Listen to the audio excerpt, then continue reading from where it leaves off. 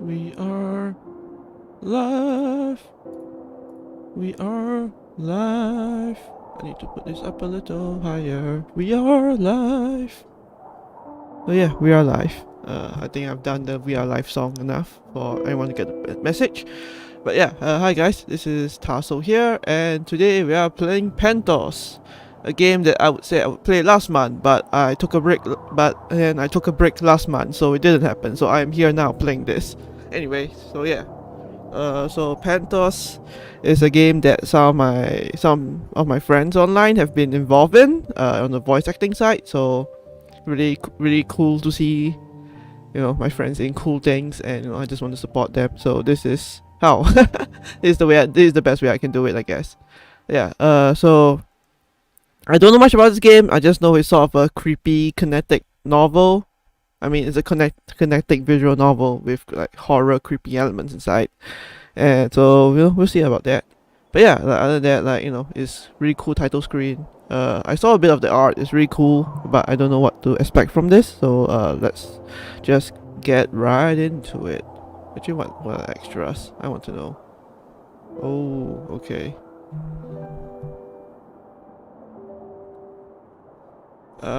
Wait. How do I go back? No. That's not what I want to do. Don't take me to the website. I want to. Oops. Where's my?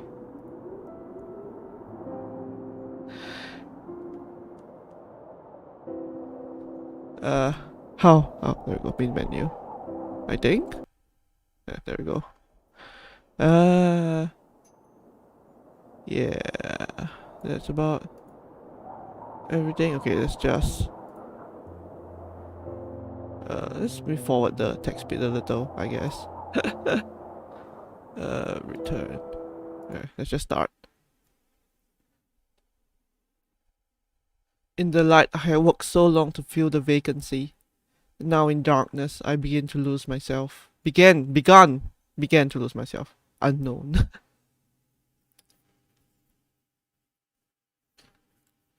You ever just put unknown when it's actually just a quote from yourself? Has anyone ever done that? I think I've kind of done that probably once, or at least once or twice. Ooh, creep. Hello? Hello? Does it autoplay or do I have to like click? Oh, there you go, I do. Do you hear me? Do you feel me? I don't know you, but I know of you.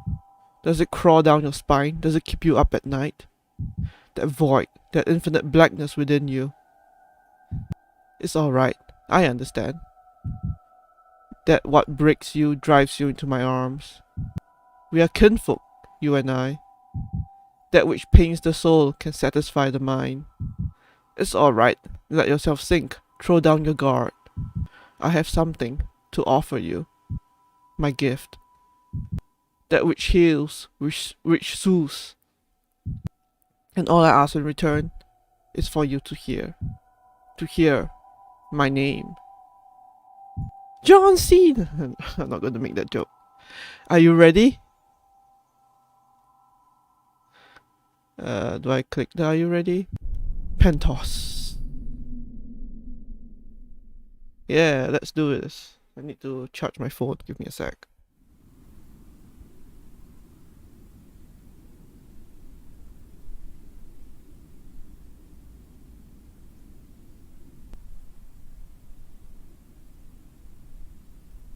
And if you're just tuning in on your morning commute, well, it's a heck of a morning so far. Unfortunately, we've got some bad news coming out of Walpole, as police have finally revealed more details about the case of the Florist boys. Yes, it's just been confirmed this morning by police that, and you might want to cover the kids' ears, as we previously expected, the Florist boys were indeed murdered. Though they refused to comment on if their murder was related to last week's murder of the Ericksons.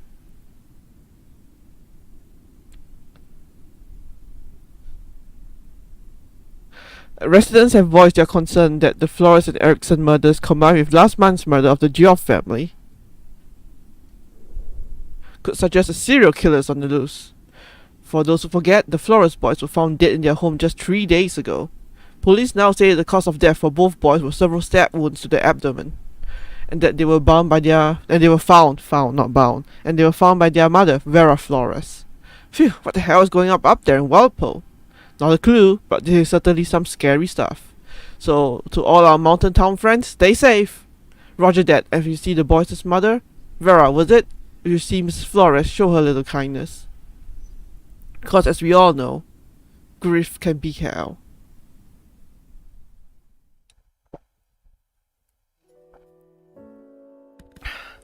It's going to be a lot of reading, and my throat is not prepared for this, as always. Agnes. This is a nice room. The Agnes, backwards Agnes aside. The sun rises over the mountains as the rays trickle in through the window, bathing her world in a delightfully warm golden color. She sleeps soundly in her bed. All is well. At least until... beep beep beep beep beep beep beep. Whack. 7 AM already. Good morning, Walpole. Got a shower, do my hair, bake. But first, she breathes on her hand, cupping her morning breath in her palm to sample. Oh man, yeah, let's start there. Her name is Agnes, and like many people of the town, she was born here, grew up here, and the odds are she'll die here. Eggs, flour, butter, oh, a little sugar. Her parents sleep soundly upstairs. She's the only early bird in the family, a passionate believer in the idea that an early riser gets the best out of life. She goes to bed on time, wakes up early, does her homework, listens to her parents. And what she's most proud of, she never gets in trouble. Into the oven! Hot! Hot! Well, okay, cupcakes are in. And if the chocolate chips will cooperate this time. Oh, they're gonna love this.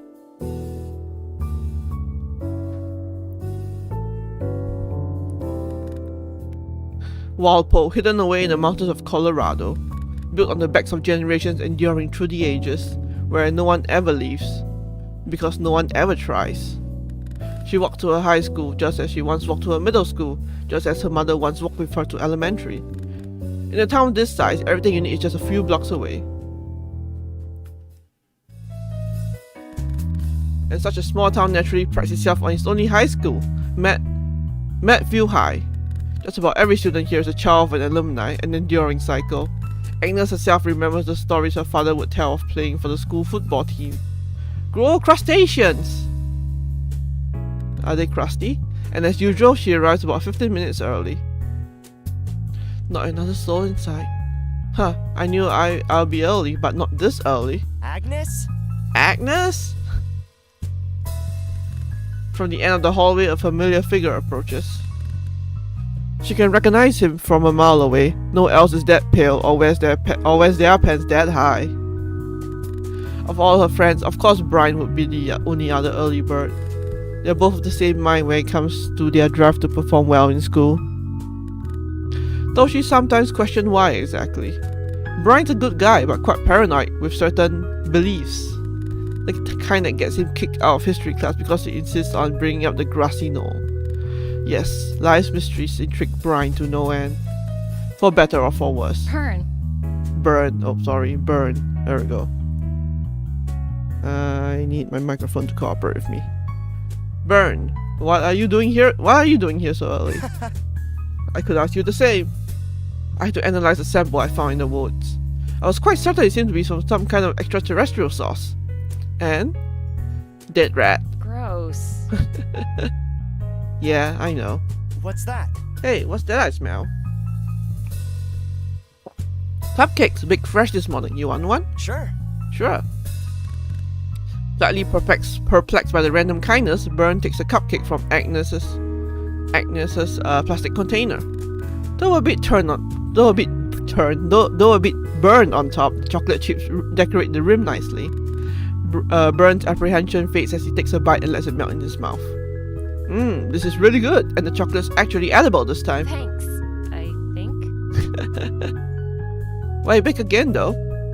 I didn't forget your birthday, did I? You're safe, this time anyway. I just felt like practicing. Good cupcakes would be a useful trick in my arsenal if I want to get to Eldridge. You know... You wouldn't need that arsenal if you just settled for community college. No way. No way I'm going to community college. It's either Eldridge or I retreat into the mountains. Everyone in my family went to Eldridge. If I don't get in, I'll be the black sheep. Why even put so much pressure on being like them? We all end up working the same jobs anyway. That's not true. You might be a small town, but you still need a doctor or a vet, or a lawyer or a dentist. When are you actually going to pick what you want? I told you, I like keeping my options open. What about you? Still got your eyes on forensics? Oh, that's long behind me. There's this course they got in Denver that would be perfect. Denver? Wouldn't you rather stay here? Well, I'll think it'll be a while before Eldridge starts offering a BA in ufology. Ufology? Like Martians? Oh, burn. What? It's a genuine field of study. Discovering the unknown? Imagine that. Mysterious sightings, unexplainable phenomena, creatures from beyond this world. don't you ever think about what we don't know? Yes, exactly what he said. You mean like aliens? Ghosts? It's all a bit far-fetched. Maybe so, but I assure you, Agnes, there are things beyond our understanding in this world. Right. Do my ears deceive me? From the entrance, Yumi emerges, dressed impeccably as they come to expect of her. How someone so fashionable ever started hanging out with them, they still don't know. But even if they didn't quite understand her infatuation with clothes and looks, she was still one of their best friends. Her heels click as she sways into the school with a unique brand of elegance. In a school of cargo shorts and concert tees, she still insists on wearing only her finest. And after 6 years, not a day has gone by where she didn't look ready for the runway. My word, Denver, I never knew you had such big city dreams, dear. Well, it'll be a while before this town catches up to the rest of the world, and I don't plan to wait around. You're leaving out the part where you want to study UFOs. Beg your pardon. UFOs? Did they actually let you study funny little spacemen? I know, it's insanity. Au contraire. I think it's delightful. Huh? What? Huh? Discovering unspoken truths? Believe it or not, fashion has much of the same appeal. Trying to portray what's hidden under the surface. Finding beauty in everything as you find the truth in the lies. Huh, never thought of it like that. I am losing my mind. Speaking of, is no one going to compliment my outfit? She does a delicate twirl to showcase today's ensemble, the fine fabric swaying over her hips. It's a wonderful blend of colours and styles as they come to expect of her. Yumi's made a name for herself as the best dressed girl in the whole school, always making an effort. But considering most others come to class in socks and sandals, it's not much of a competition. Do you even have to? You know you look good. Oh, mon chéri. Oh, Bernd, mon chéri, you're too kind. You look wonderful, Yumi. Thank you, darling, and in turn, I must compliment your ensemble as well.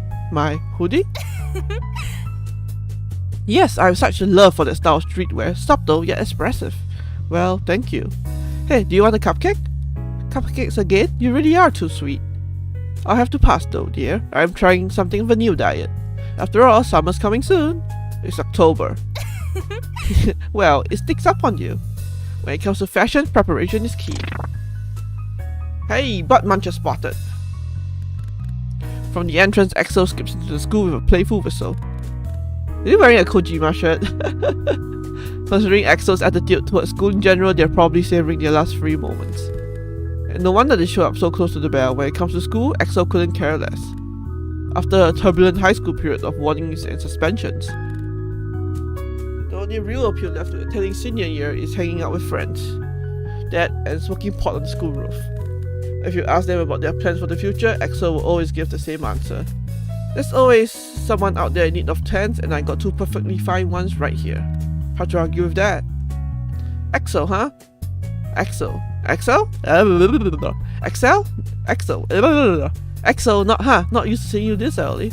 By that, I mean before the bell. Trust me, it's not my choice, but you dickwads keep wanting to show up early, and I can't talk to anybody into showing up late. Axel, you show up 30 minutes late. Some of us are trying to graduate, dear. Then show up early to exams. Till then, all we gotta do is survive. So chill, right? Hey, do I see cupcakes? They don't wait for an answer as they grab a cupcake and promptly gobble it down. Though EXO might be rude, abrasive, undisciplined, their friends have come to expect it by now. A friend is a friend, even if they call you a dickwad on a daily basis. This is tits. This is tits, Aggie. Nice job. Tits? You know, tits. Like dope, banging. Jesus, Aggie, where did they grow you? A laboratory? Hey, where's G? Don't tell me he's late. You needed to see him? No, but if he's late... Oh, sorry. That means I could have been late too. Man, now I feel like a nerd. Ye of little faith. I'm sure Guru will be here soon. He should, or else he'll miss out on these babies. EXO reaches for another cupcake from the plastic container, but... Snap! Agnes shuts the plastic container, almost biting EXO's fingers. No seconds until everyone's had. Whatever, Mussolini. Seriously? The bell rings. See, he's late again. Oh dear. I told you, have some faith. I reckon he'll be here in... Hey. Hi, Guru. Speak of the devil. As their classmates walk to class, Guru emerges from the crowd. There's no mistaking that big bush of curly hair. As he joins the group, they can smell a certain odor that he brings with him. The powerful smell of a certain herb, and judging by Guru's red eyes, it's a surprise to no one. He's rarely ever sober. The buzz calms him down. Oh, that's his defense anyway. Hey. Sup? I hate to say I told you so. Oh, get over it. Guru, we have to talk about your tardiness later. Yeah. Sure. Good morning. Good morning, Guru. Morning. Morning, Guru. Good morning, dear. You're just in time. Whatever. Yeah, rub it in, why don't you? Morning. The gang's on here. The gang's all here, the handsome feisome, as EXO, and only EXO, would call them. A group that has endured for about 6 years now. When they were the only 5 kids without a seat in the cafeteria, awkwardly hanging out on the sidelines. Back when Agnes had her braces and before Yumi started wearing lenses. When it was EXO with the long hair and Guru with the buzz cut, if you could believe that. As for Vern, he should have gotten nicer, that's about it. Some people never change. It started out of practicality. Eating your lunch in the hallway looks less pathetic when done together. And soon enough, their little lunch group bloomed to, well, the same outward outcasts, only older. Friendship is tragedy plus time. Come on, we should get to class. Good idea, now we'll be fashionably late. Yeah. Psst, Burn, let me copy your homework before I go in, real quick, come on. EXO, are you serious? It's just calculus. Come on, man. Just calculus? You realize I'm not a rocket scientist, right? Yeah, there's a mood. Well, actually? Well, actually, it's quite easy when you apply the proper knowledge to it. I'm sorry I did that. And believe it or not, calculus actually has many applications in the real world. Think about it like this. Our whole universe is put together like an equation, and we can reverse engineer it. We can discover the answer to every equation. We can discover the answer to every question in our entire existence. Yeah, you're not gonna let me copy it, are you? Guru, can I copy yours? Yeah. Sure. My man.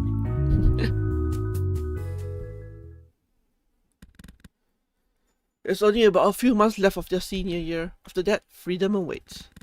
The freedom to pick either an associate's, the freedom to either pick an associate's degree at Walpole Community College, bust your chops to be one of a handful to make it to Aldrich University, or to just skip a higher education and drive a snowplow. Either way, for most of them, there's no getting out of this town. Not without applying the proper elbow grease anyway. Another day of school means another day of careful note-taking for Agnes. For Bern, it means doodling crystal skulls on his paper. For Yumi, sketching new outfits. And for EXO and Guru, the finals of this year's arm wrestling championship. Another championship title for EXO, only after they threatened to flip the table if they didn't get another rematch. Survive another math class on by the skin of my teeth. One of these days, these numbers will make sense. Agnes! Huh? Huh? Bird? Hey, were you walking home? I was about to. What's up? I gotta talk to you about something. I hope it's not chemistry. I'm just as lost as you are. No, not chemistry. It's about... look, think you got the time to come home with me? Probably better discuss it in private. If this is some sort of pickup... Agnes, come on. I'm serious. Brent's a genuine guy, so I'm sure whatever he wants to talk about is important to him. Then again, important to him probably means showing me new proof of aliens or something. Whatever it is, indulging him won't cost me more than an afternoon. Alright, fine, I'll walk home with you. Great, I knew I could count on Let's you. go. Let's go!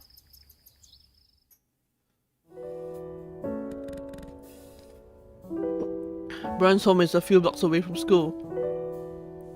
Though in the opposite direction to Agnes. They used to hang out here together in middle school. At the ripe age when their parents were calling it a play date. It hasn't changed much aside from a recently purchased ham radio. Well, purchase. The property of US military tech suggests otherwise. Well, you got me here, don't keep me in suspense. What's the important mystery you wanted to share? Have you been following the news? You mean like Like, the election? What? No. I mean, the murders. what? Can I? Yeah, let me just lower the music a little.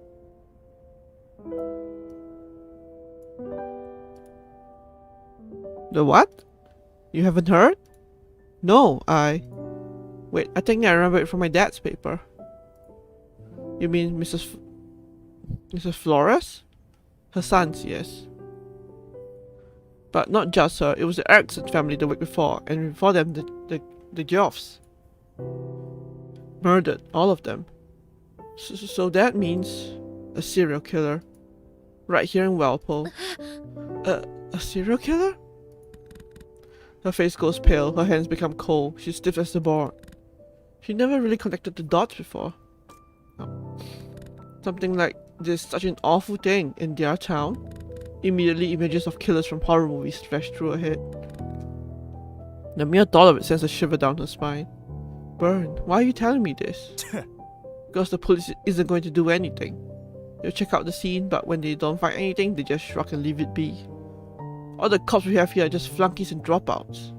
They don't even want to protect and serve themselves. They haven't even noticed the pattern yet. Huh? Pattern? Families. Families. The killer's targeting children and parents. Miss Flores. Just barely got away, according to the police reports. I'm sure it wasn't his plan to let her live. Jesus, Bern, how could you talk like that? This is how these people are, Agnes. Those who kill, they're not like you or me, like normal people. They're driven to hurt for whatever reason. Agnes, whoever is doing this. They'll come back. But why? Why would someone do this? Who knows? Motive doesn't matter. What matters is what they're doing. Motive. Look, no one is gonna do anything to stop this. No one but us. Us? We are going to put a stop to this. I can see the pattern, but I need help. I need your mind. Agnes, I need you. Bern, this is insane. If what you say is true, then this is dangerous. I mean, we could get hurt. Maybe, but something's up. Something in his face is hard to read. Bern loves his conspiracies and mysteries, but this is different. Agnes. Someone must do something, or it's just gonna keep happening. It has to be us. Why me? Because you're driven and you're smart. I need someone with a good head, like you. Besides, the rest, well, I don't think they're cut out for this, but you are. You're different. Somehow. From them. From me. Different. It's hard to articulate. I need your help. Agnes. Oh, Bern, It's insane playing detective when there's a real murderer out there. This will only lead to trouble. Just let me think about it, okay? Oh. Yeah, sure. He seems upset. I should leave him for a moment. I should leave him alone for a moment, though I don't want to abandon him. Hey, can I use your bathroom for a second? Alright, do you remember where it is? Yep, just a sec. And, watch yourself, okay? Yeah, you got it.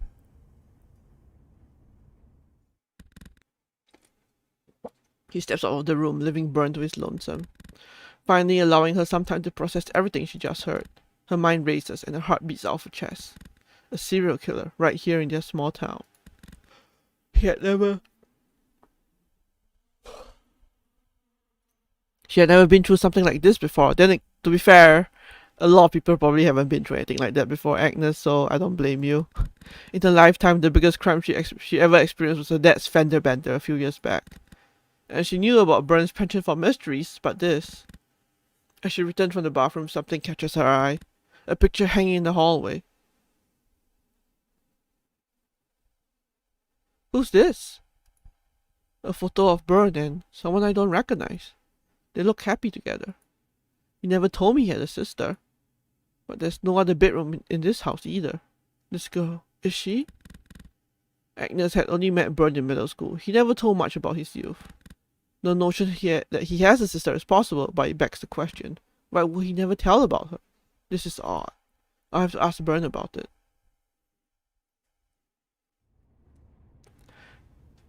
Byrne, she's taking an awful lot of time in the bathroom. I hope it's not girl stuff. Sorry about the wait. I was looking at the picture in the hallway. You mean the one of our trip to Greece? I told you I don't do well in the sun. No, the one of you when you were little. With the girl. Oh. He shrinks a bit when... Shirks? He shrinks a bit when he realizes that what Agnes is referring to, averting his eyes. You never told me you had a sister. Had. What? Abigail. She was killed years ago. We went to the park together. I was supposed to watch her, but I lost her.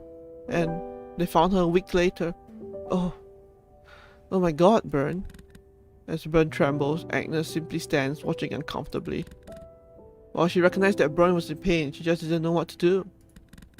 Normally when comforting a friend, she could find a way to relate, but now, something about this is beyond her. Instead, she just damns herself quietly for bringing it up. I'll help. Help? Help? With the case, yes. Case? That's what cops call it, right? When you're looking into something? As long as we keep it sane, no messing with the police or something crazy like that. If you think we can make a difference, then I'll do whatever I can. Thank you. Thank you, thank you! I promise we're gonna do the right thing together. I certainly hope so. So what do we do? Where do we start? Well, not much to do for now, really. How about we talk more tomorrow about it? That sounds fine. I could probably use the rest. It's been a hell of a day. Oh, hold on, before you go. I have an idea. Why don't you sign up for my forum? Your forum? Well, not mine, Percy. I'm just a moderator. But it's not like my usual conspiracy sites. No candid photos of the Wolfman. Just imagine. It's called the Oracle. It's for people who live all across the world. To share possible sightings of illegal, paranormal, and other mysterious activities. Kinda like a neighborhood watch, you know? But also for ghosts. Sounds sane. They have sub-forums for specific towns and cities. I'm a moderator in the Walpole sub. Just do me a favor and check out some of the posts, okay? It's pretty active. There's new posts every day. But they're not all exactly trustworthy. I could use your help to decipher some of the weirder ones. Two ways are better than one, right? I guess. Great, I'll send you the details. Thanks for this, Agnes. Yeah, you got it. Oh, Agnes, what the hell have you gotten yourself into? Agnes arrives home later than usual, though her parents don't question it.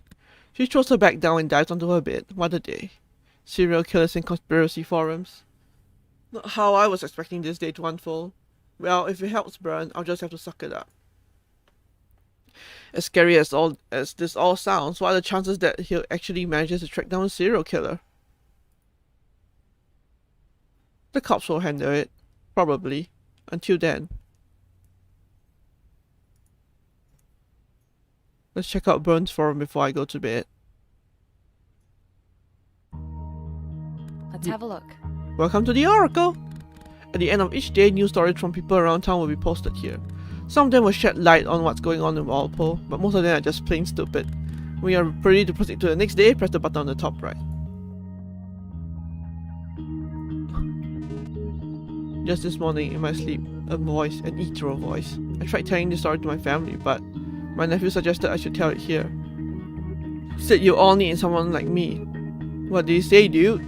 It spoke to me in a deep, rumbling voice, like it was whispering to me. Yet it was so loud. Okay, what you say though?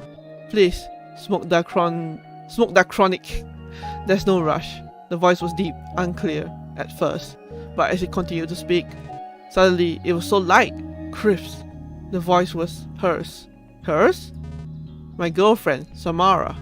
She passed on a few days ago, but here she was, speaking to me. Like a ghost? No, not like a ghost. Like a spirit was with me again. And I just know that this was a gift from God. What? The Lord heard my prayers, and He has blessed me with a voice. Hallelujah, glory to the Lamb. Okay, but like, you didn't see a monster or something? I was told this forum was for incredible encounters. Is it not incredible that the Lord Himself has chosen me as His messenger? Yeah, that's pretty cool. Not really spooky though. Dead girlfriend's pretty spooky. Long time lurker, first time poster here. So I was on my usual walk after work. I live on the edge of the town in the Lincoln building. And it's already been weird lately with the florist stuff, but when I passed by the trees, I heard music. What kind of music? Oh, that's Burn. That's the thing, it was so hard to tell. I just couldn't recognize it. But it sounded so clear, I couldn't tell where it was coming from. Like, it was there right in my ears. And the feeling it gave me, like I wanted to stab myself in the head. Jesus, that's rough, man. Music that makes you want to stab yourself? Sounds to me like you heard that new K Cola song, Low. Get it? Cause their music sucks. Very creative. Yeah, hitting on popular things. You're so cool, dude. Oh, come on, guys. Don't go SJW on me now. Jesus Christ. Just totally ruined my story. So stupid. I hate you, Choco Fuck. Dislikes this thread. Dislike. WEF you guys.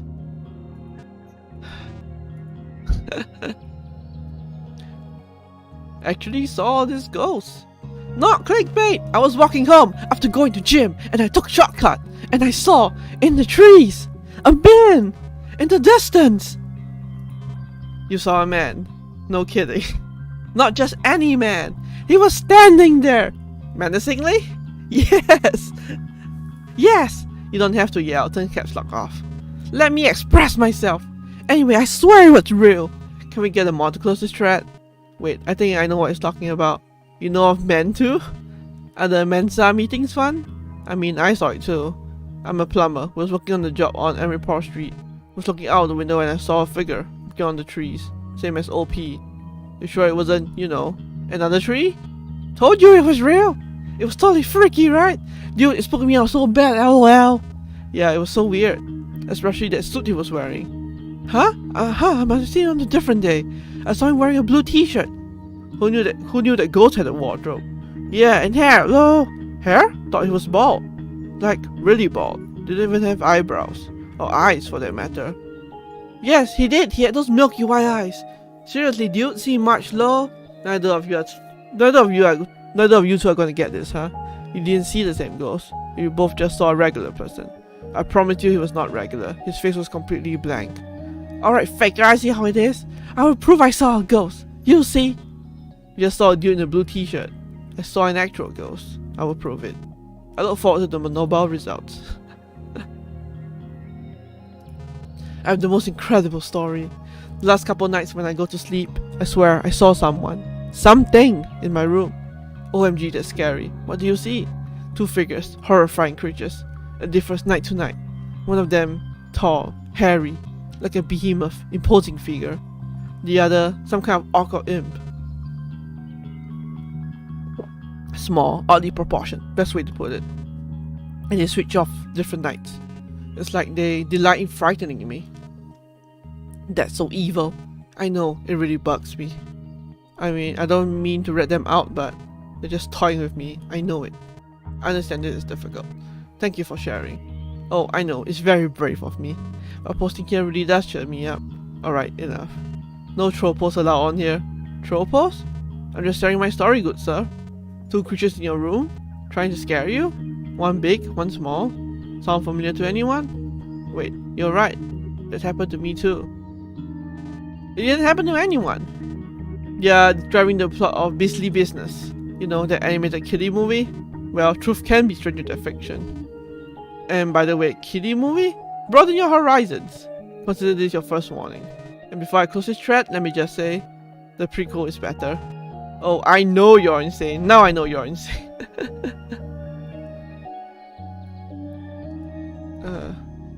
Oh wait. I pressed it by accident. Oops.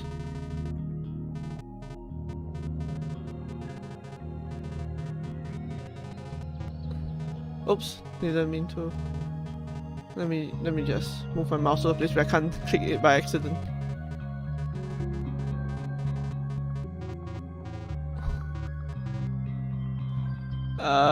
It's The Great Pumpkin, Kenneth by Kenneth. Hello Rita, today I have for you very special story because it now fell. I love fell. I tell you story of fell. Okay, so story. It's The Great Pumpkin Kenneth by Kenneth. I read it. I wrote it. Not me in Tildo. Other Kenneth. Not okay, so story began in Walpole. Our hero Kenneth walking to school when he see pumpkin patch. Pumpkin patch. Pumpkin pack. Genshin Impact. Of course, you have the Genshin Impact story here. Game of the year, Genshin Impact. Right here, folks. Kenneth say, "Wah!" So he go to pumpkin the shits patch and look for pumpkin. Bring one home for that love fell. So he looking round and round and round when he see, oh, OMG, it's the Great Pumpkin Kenneth. That's literally, there is called a title drop. Title drop, I just noticed title drop. So he go to Pumpkin Man named Peter Pumpkin. Yeah? Peter Pumpkin say, you can't get pumpkin. Kenneth say what? But Pep Pumpkin say, that's my pumpkin. Sad face. Sad. That Kenneth say, maybe we share pumpkin. Peter said okay. So that Peter Pumpkin and Kenneth share pumpkin. Everyone happy. That's my story, hope you like. What? User was banned for this post. Chat's been closed. Oh, I think it's just a I don't know, it's probably a troll, but that was a cute story. Alright, let's sleep. I think we've read everything.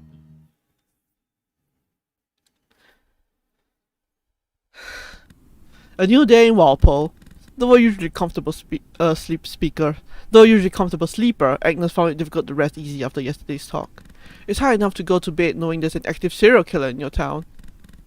And then add the knowledge that one of your best friends wants to hunt them down. It certainly didn't help that in the morning she was woken up by an unexpected phone call. From who else? Byrne. Hey Agnes, up already? Great. Listen, I got something I want to show you. You up for a field trip before school? Meet me there. I'll text you the coordinates. Click. Coordinates? We're not in a spy movie, are we?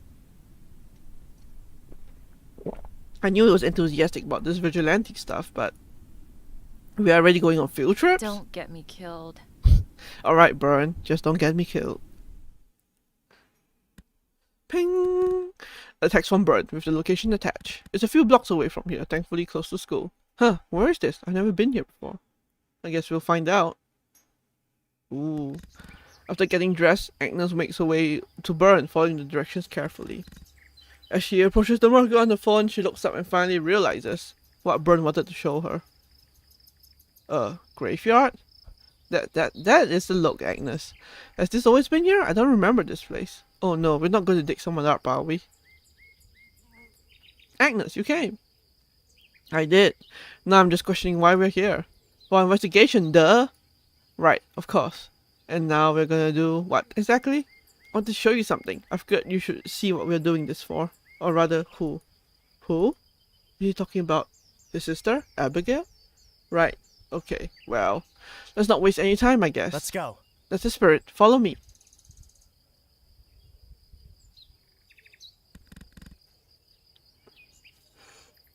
Bern leads her further into the cemetery, passing by the rows and rows of graves. As they follow the cobblestone path, the scenery changes. The further back they go, the mausoleums and statues disappear. The graves become smaller and more concealed, tucked away in the shade casted over them by tall oak trees. Under these trees, the graves become more plentiful. Rows of 10 are followed by rows of 15, rows of 20. These are the dumping grounds. No space left means having to share. Leaving graves with not much more than small plaques to remember them by, left in the shadow of others for the rest of time. Bern, remind me why I'm here? I wanted to show you something important, the reason why we do this. Dead people? Well, yeah, that's one way to put it. But, seriously, try looking closer, Agnes. These graves, what do they tell you? Confused, Agnes takes a closer look at the row of graves before her. Only upon closer inspection does she notice something peculiar. Names. Erickson, Joff, Flores. The victims? They put all the newest ones in the back, the only place where there's room. How do you know that? I come here often the past few years. Right, but I don't understand. There's only one grave per name. Thought they were families, like multiple victims? They were, but like I said, they're running out of space to put them. So they put them together? That's awful. Whole lives reduced to a shared plot and a cheap plaque. Doesn't it ever make you angry? I mean, look at this place. There must be hundreds of graves here. All those people, this is all they're left as. It's inhuman. That's what it is. I guess I never thought about it like that. Do you have any family buried here? No. Really? Not even a great-grandparent? Nope, they live in care back home, back in, Oaxaca. Huh, wow. Well, must be nice. He's quiet for a moment. Agnes tries to think of something to say. Bern, I understand why you took me here now. Let's do everything we can. For them, okay? Yeah, let's do that. Come on, we should get going. Class is about to start. If we hurry, I can still some get breakfast from the vending machine. When are you going to start getting up early to eat, like a functional person? I rise and fall with the sun, you know that. Agnes just chuckles and shakes her head as they return to the central path. Quietly, they follow the path back down towards the exit. As Bern leads, Agnes follows. She's still a little stunned by the weight of all this. Murders, mysteries, so much for a small town, easy living. She watches her feet as she walks. Looking around at the graves is just depressing, till she bumps into Bern's back. He stops. Bern? It's her. Agnes looks up. A woman is coming their way. Who's she? Mrs. Flores. Wait, like the Flores boys? Act cool, we don't want to disturb her. Oh. Oh, hello there. Oh, hello there, Bern. Hello. Hello, Mrs. Flores. Paying a visit again, I see? You brought a friend. I haven't had the pleasure of meeting you yet. I'm Agnes. Nice to meet you, ma'am. Please, honey, call me Vera. Well, Ma'am is, well, I'm a bit sick of formalities, I guess you could say.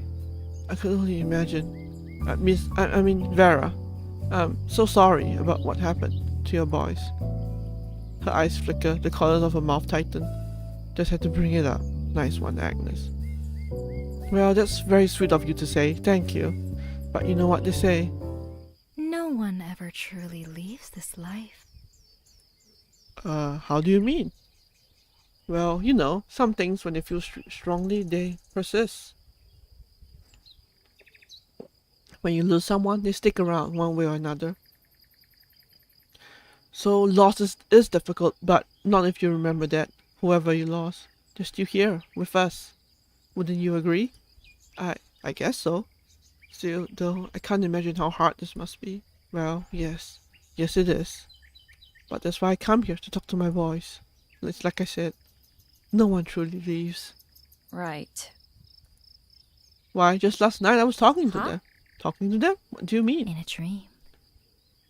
I went to sleep, spoke to a man, and they were with him. It's a great comfort speaking to them again. Perhaps I'll talk to them again tonight. Wouldn't that be something? Sure would be, ma'am. Are you all right? Bern, sweetheart, are you alright? Agnes turns to look at Bern beside her. It's been quiet this whole time, but now she's only now noticing the uncomfortable look on his face. I'm fine, Vera. It makes me very happy to hear. It's wonderful to see how often you come here. I'm sure beautiful Abigail is watching over you, protecting you. Yeah. He can barely hide his irritation. Well, maybe I'll see you two around again. Goodbye for now. Goodbye. Mrs. Flores. Take care, ma'am. She strolls past them and continues on to the graves near the back. As Agnes turns to Burn, she notices a less than pleased look on his face. Everything alright? It's fine, it's just that persisting stuff she believes in. I can't take it. She's convinced her boys are still here, one way or another. But the fact of the matter is, they're not. This world took them from her. It's delusional. She should be furious at this world. Furious with those cops that failed her, are still failing her. Yeah, I guess so. Come on, Burn, we should go. Right.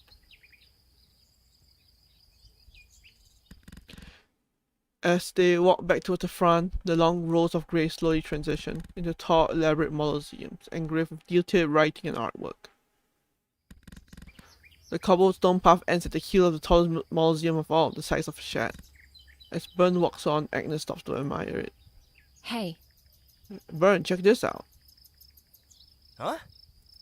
This mausoleum, it says Walpole on it. Oh yeah, this is the town's founder. They don't know his first name. It's been scratched out for as long as I can remember. Really? I never just knew this town was named after someone. You would think school would teach you that. Hey, it's just names. School probably thought no one would care. Fair enough. Look, his family. Pretty names. I wonder why they scratched out his though.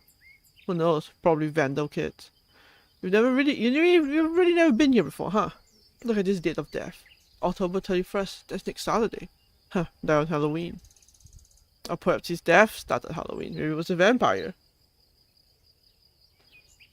Remind me to write that down in my notes when I get home. A new chapter of the batshit and stain diaries. Huh? Helena? What the hell are you doing here? I'm sorry, I didn't see your name on the flag. This place is a perfect hangout spot. Wonderfully dead. Quite literally. I'm more curious about what brings you two here. Has Sherlock finally managed to recruit some unwilling soul as his Watson? Or am I interrupting your first date? Hey, that's not what... Hey, I don't judge. I saw you guys going all the way in the back.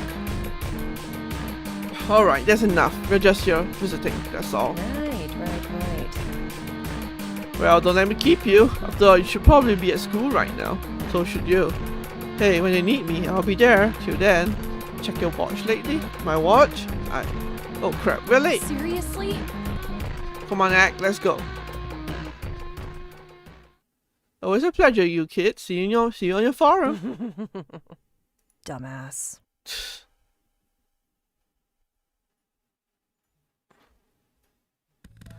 Luckily, with your attendance records in, occasional slip up like this is permitted. It's still early in the school year, but senior stress is already running high. Like Agnes' dad did say, come law day starts today. Huh, classroom's empty. What are the chances we're early? Well, considering it's, he picks at his watch, 10:30 AM, I doubt it. We were gone that long? I guess it's true what they say, time flies when you're visiting graves. I don't think they say that. There you are. Darlings, there you are. You weren't in class. I was starting to worry about you too. Having fun without us, huh? Well, sort of. We were investigating the Flores murders. Yumi's eyes widened with surprise, but it's nothing compared to Agnes's bewildered stare. Did Burn really just say that out loud? He already had to talk to her into this crazy vigilante pursuit. Now he's telling others about it? Investigating? Burn, dear. Fine. Pray tell, investigating for me. Sure you mean reading articles? And not playing Pora? Yeah, just looking for proof. We have to find the person who killed those boys. Does he have any idea how insane he sounds? And I'm participating in this. Have I lost my mind too? Burn, last time I checked, that's what a detective is for. If you're missing class to mingle with the dead, maybe it's time to let the professionals take this one on. Yeah, if they did their jobs. You and I both know how useless cops are in this damn place. Look, let me worry about me, alright? I know my limits. Clearly. And Agnes, darling, you're his accomplice? Yes. Begrudgingly so, her eyes screamed. Well, fun. Just don't do anything to hurt your pretty little heads, Now come, only a few minutes left for lunch. Good idea, I'm starved. I hope we are not too late to pick up some scraps. Don't gorge yourself too much, dear. Yeah, we got pizza night, remember? Oh, right. All this stress, I totally forgot about pizza night. Sitting back and having a slice. It'll be a welcome change from pace from all this death and mystery. With considerable haste, they make their way to the cafeteria. Wednesday's special of the day, tacos, soggy and thin, a true guilty pleasure for the group. By the time they rejoin their friends at the table, they were unfortunately out. But thankfully, Yubi had only nibbled at hers. The rest of the school day proceeds as normal, though Agnes still can't shake off this feeling of unease. First the graveyard, now telling Yumi about their investigation. Throughout every class, you could feel Yumi's eyes burning a hole in her back. This is all way too weird, isn't it? Still though, can't let burn down now. With some luck, this is a phase and he'll drop it soon enough. Till then, I know my limits. The second he says we are dissecting something, I'm out. After school, Agnes walks home with Yumi and Axel. They discuss some TV show about lawyers. She follows behind. I wonder if Yumi told Axel about Bern and me. Yeah. Hey Aggie, what's all this shit about murder? Well, she did. Guess that answers it. About what? What Bern told me, dear. You two super sleuths are on the case. Well, I mean, it's not exactly like that. Yeah? You're not walking around with a big ass magnifying glass? What Sherlock Byrne is drinking so far, alien adoption? Ghosts of our ancestors? The charcoal, wonderfully, I can't pronounce that word. The nitty-grating. He's got good intentions. Yeah, for now, Tuesday sticks a shovel in the grave. Helena told me you two at the cemetery, getting a DNA sample, I bet. That's enough. Alright, Axel, that's quite enough. It's not Agnes's fault she got roped into a scheme. You know, you and I both know how Byrne can get, especially after, you know. Yeah, right, little Abby. They know too? Still though, just don't want the pro moron to get himself arrested. Well, that's what Agnes is for, dear, if you're so set on vigilante justice. Probably his best is accompanied by someone with a good head on the shoulders. Rather you on babysitting duty than me, pal. Yeah, what comes to a halt, they arrive at Agnes's home. Thanks for worrying, I think we'll be alright. As soon as the cops solve this, he'll go back to normal. I hope, anyway. With you by his side, I'm sure he'll be just fine, dear. Alright, yapping is over. Aggie, see you at my place tonight? You got it! Bring your best outfit, dear. Oh, why don't you come by me? I could help you dress up, it'd be such No fun. way. Actually, I'll probably just keep this hoodie on. It's pizza, Yumi. Ain't a catwalk. Oh, boo. On you too. Nothing wrong with looking your best. You sleep in miniskirts too? Oh, please no. I wake up with hair. And then Agnes just chuckles and shakes her head. I'll see you guys tonight. Au revoir, dear. Au revoir, dear. Later, dude. After bidding the two goodbye, Agnes returns inside. No matter how bad her day went, Agnes could always count on two smiling faces to greet her. Ah, her loving parents. There you are, sweet pea. You left early this morning. We didn't even get to see you. Sorry, Mom. Byrne wanted to show me something. You mean that boy who used to come over to play Loch Ness Monster? Well, if he is your type. Dad. It's not like that. He just... If I tell my parents we're looking to a murder, the next one killed will be me. Probably best they don't know about that one. You saw a ditch or something. Things that crash like for a meteor. Ha! You fool imagination. Don't you just miss it? Well, I'm sure you had enough excitement for one day. Go wash up. Dinner's almost ready. Actually, Mom, I'm going out tonight. Wednesday, remember? Oh, right. Your pizza playdates. How fun. Ugh. Mom, we talk about that word. Was it Axel's house tonight? Well, I have their aunt's number. You kids have fun and be safe. We will. Axel's aunt, we are finally 18 and still treated like babies. Anyway, I should go get ready. Agnes preps for the night with a shower, but still puts on the same hoodie. I won't tell if you want. Only the finest of fashions for Wednesday night, pizza night. The time-honored tradition one day had since sophomore here. Every Wednesday they gather at the rotating host's home to cool down with a slice. With Axel's as tonight's lucky victim. Though with them at the helm, it's tough to tell who's the true victim here. Alright, sit down, kick your shoes off. No being pretentious in my den. I already ordered pizzas, so I got that soft. No need to thank me. I'm cool like that. You've already chosen for us? Hey, my shed, my money, my choice. Besides, I got you your fish one. Pesky Pisces. Pescatarian. Hey, whoever you pray to ain't got nothing to do with me. X, you got anything to drink? Do I ever? Let's go. Some of the finest beers in the land, chilled and well. They're in the fridge, help yourself. But we're not old enough to drink. Holy shit, Aggie, where is he? Huh? Oh, sorry, you shit your pants over law, thought you saw a cop. Come on, man. Come on, line it up, it's just a beer. Tastes like piss, but you know, good piss. I'll just stick to water, please. Yeah, me too. Right, cause tomorrow's another busy day of snooping. Ain't that right, Ternant Hooch? Bert just rolls his eyes. I'll take a sparkling water if you have one, dear. Best I can do is soda. Best I can do is soda. Zero sugar? Nope, all of it. All the sugar.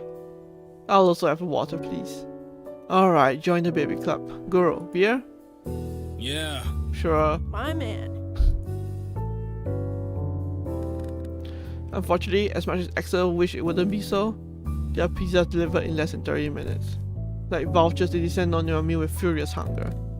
And soon enough, there's nothing left but a stray slice of pepperoni, some breadsticks, and a whole anchovy pizza, barely touched. What the hell? Huh? This fish thing set me back like $10 if barely touch it. You know who did this Pistorius crap anyway. Yeah, I told you I can't eat, dude. I can't eat too much. I'm doing keto. Jesus! In my house? What? Oh no, not that. Keto's kind of a diet, dear. It means high fat, low carb. And pizza, as you know, isn't exactly a health food. Well, counterpoint, it's good. Besides, if you're only gonna nibble on it, why not eat from the pepperoni? Goodness, no, I'm a pescatarian, dear. There goes, what again? What is it, a cow? Do you worship a giant salmon? Oh dear. What am I going to do with you? It's a dietary preference, like vegan or like vegetarian or vegan. It means fish is the only meat I eat. I got no clue how you can live like that, man. Why not just eat what you like? Because it's not that simple. The body is a precious machine, and like any machine, you must be careful of the appropriate fuel.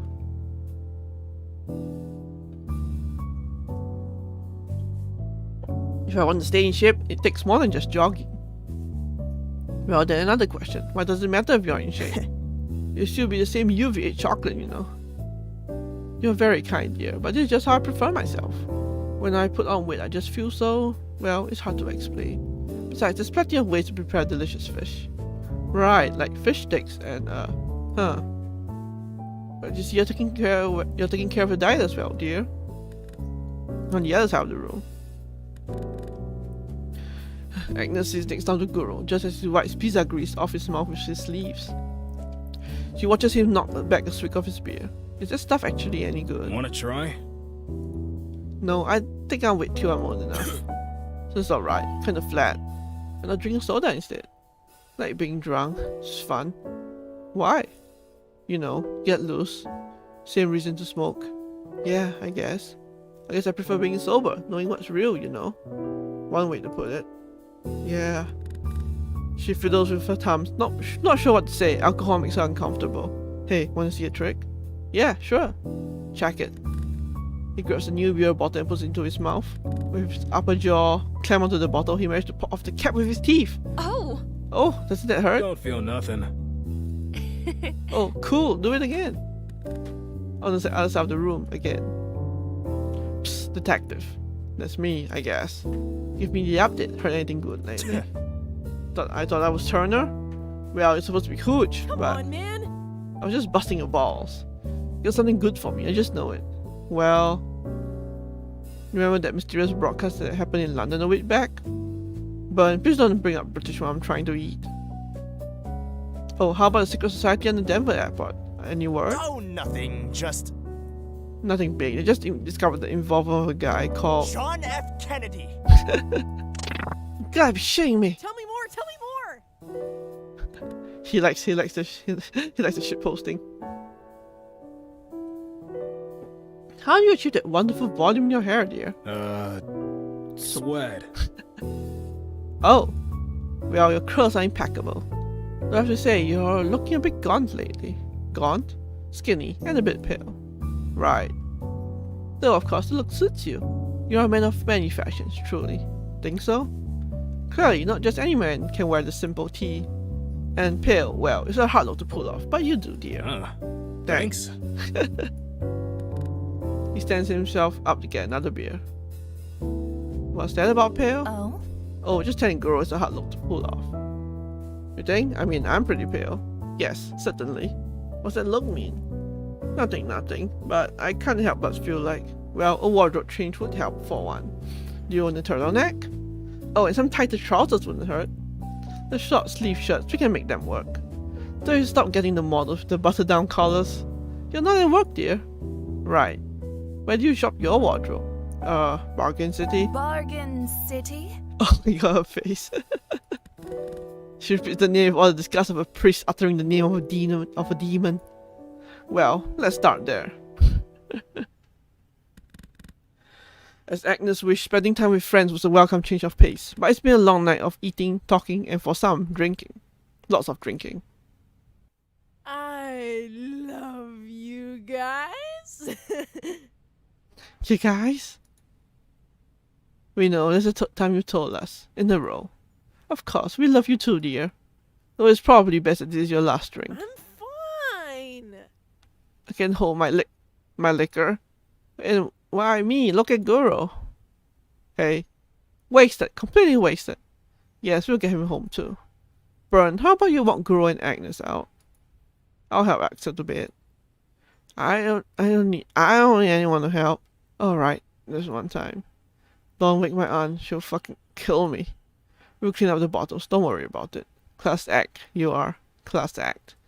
Alright, come on, off to bed. Say goodnight to everyone. Good night. Everybody. Agnes, say the thing. Good night, Moon. Love that. Good night, Moon. Good night, everyone. Yumi throws Axel's arm around her shoulder and carries her inside. The remaining three take the time to pick up the empty bottles and toss them in the garbage bag. I'll get rid of this on the way out. Guru, you good? Yup. Guess some people had the alcohol better than others. Just drink less. Pee Drink more. Oops, no, she said something. Huh, noted. Ag, you want me to walk home with you? I think I can find my way. You don't have to go out of your way for me. Well, I thought it was the least I could do after making you late this morning. I guess one late arrival won't matter in the grand scheme of things. Just promise me no crazy field trip tomorrow? Nope, sleep in. I'll see you at school. Good night, Ag. Good night, Guru. Good night. Night, everyone. It's been a long, very long day. Lucky it's a short walk home for Agnes. She could feel her body crumbling with each step back, hear her bed calling for her. Phew, what a night. At least there won't be any early morning surprises from Bern again. Oh, that's right, Bones Forum. I just skimmed through it. I can barely keep my eyes open. Good night, Moon.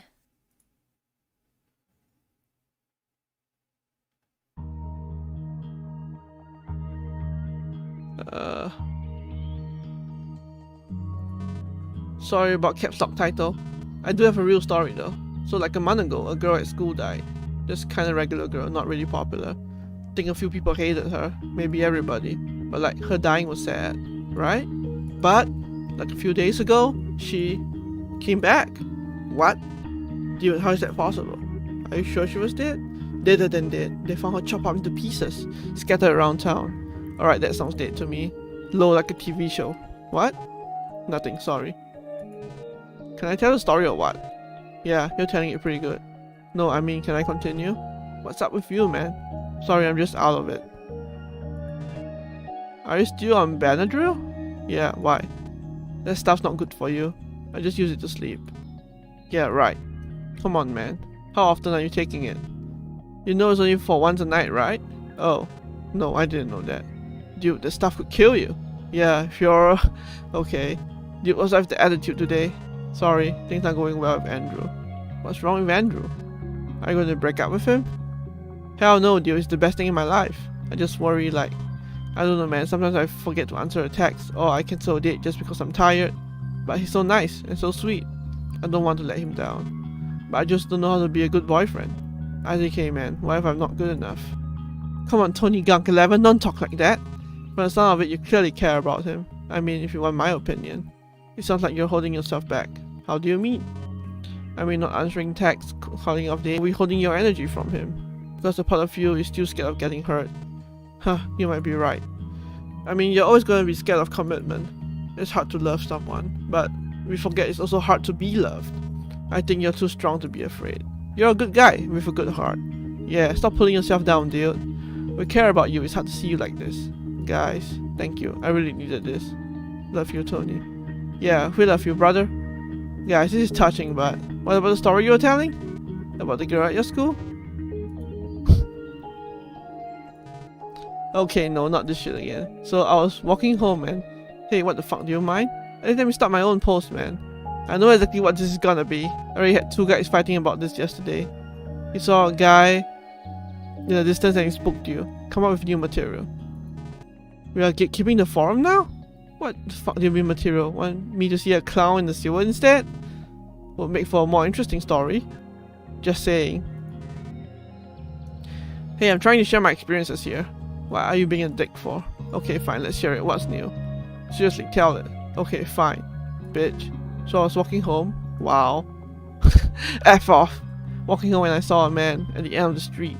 How come he's never a woman? I hate you so much. The guy was standing there. He had a suit on. And a briefcase. And a briefcase. A few. And then he did nothing, right? Just kinda stood there. Why do you do this? Lol. Seriously, you are an asshole. Lol. Fuck. F this forum. I'm going to put this on all spooky instead. They'll respect me. Lol.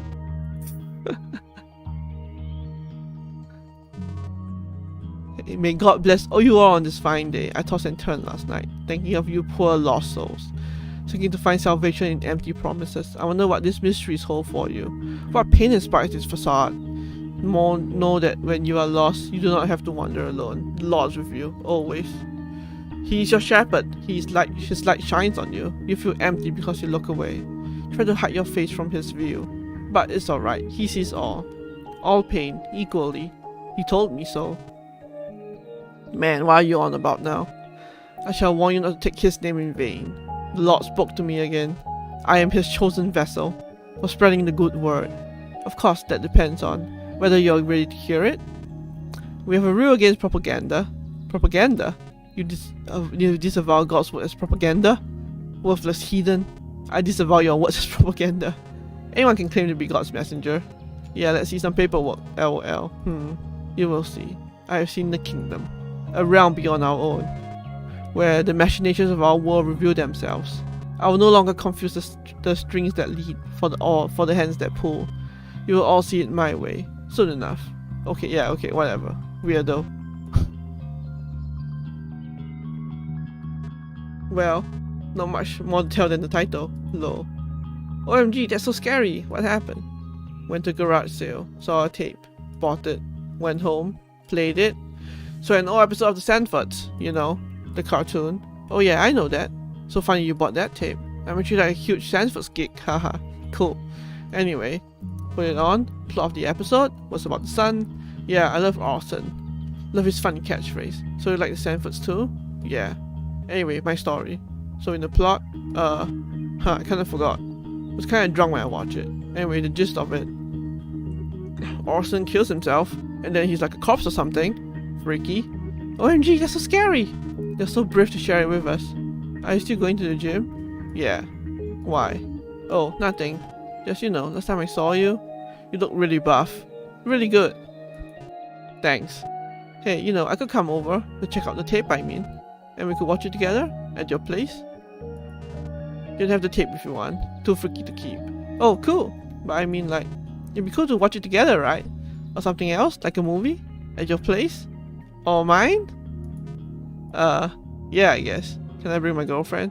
Your what?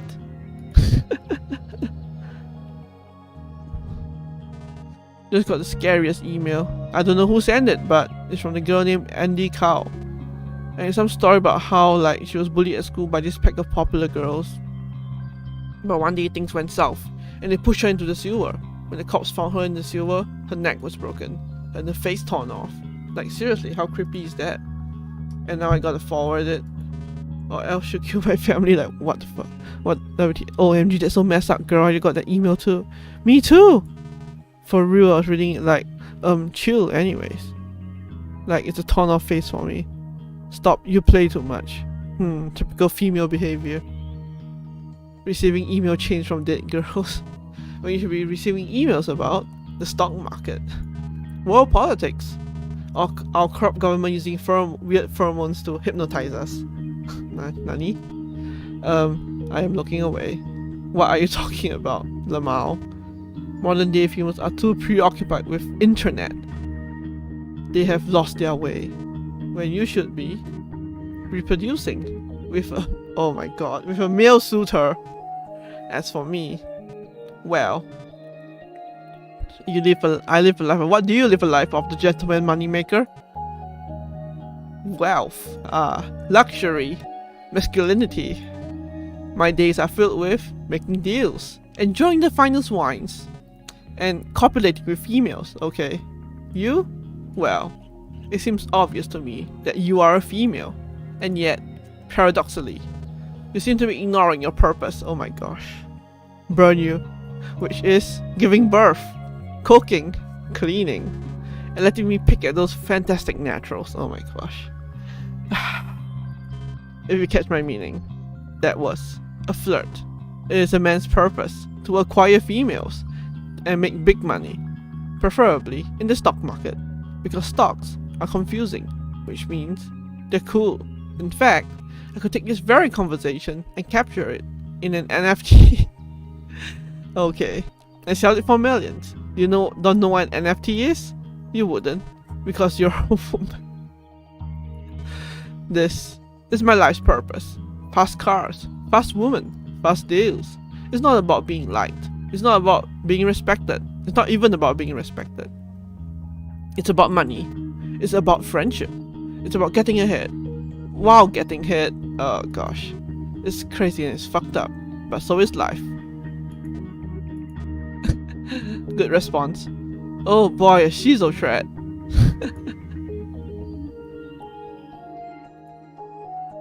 Okay. Wait, let me get some water.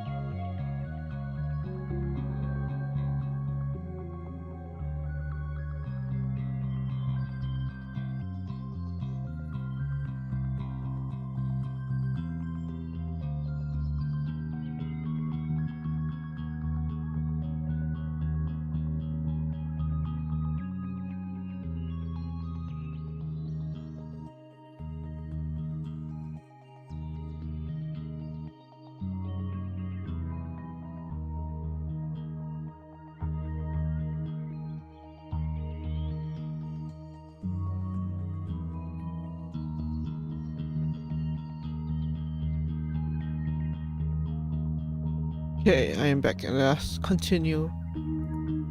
We sleep.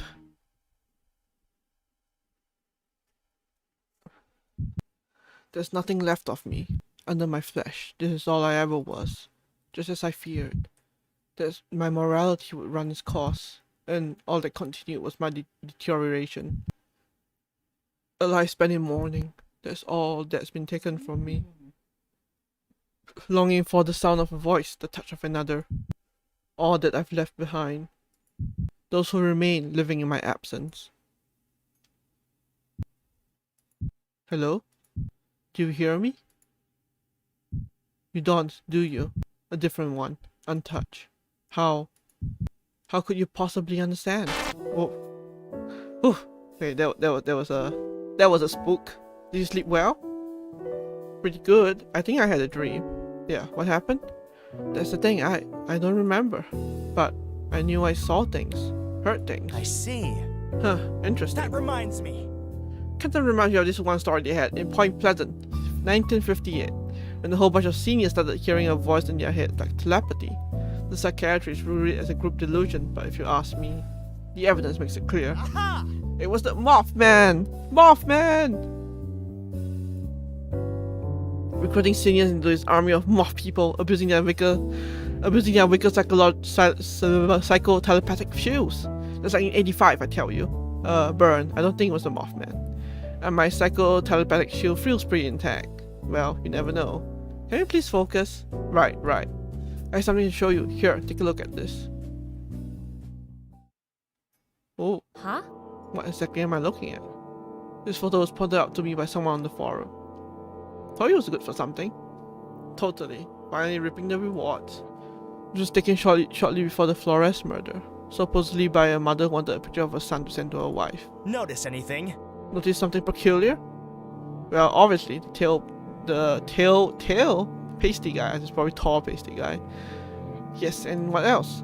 It was a nice day. Look down here, that's Vera Flores herself. Huh, you're right. So she was being shadowed by someone? Seems that way. Whoever doing this has a motive. It's not just killing randomly. Wait a minute.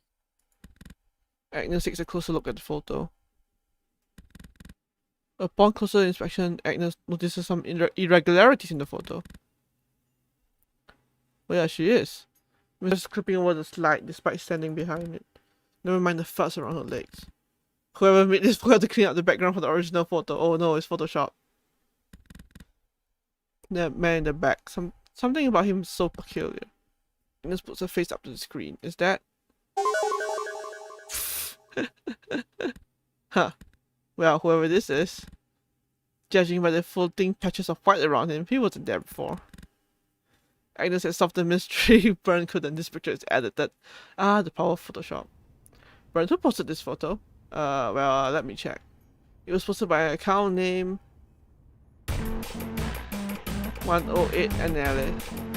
Huh, weird name. Maybe it's Dutch?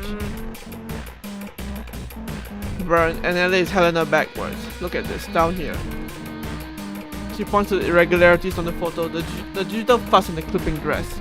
It's manipulated. She probably took a regular family photo from FaceSpace or something, and then edited Mrs. Flores and a weird guy in it to make it look spooky.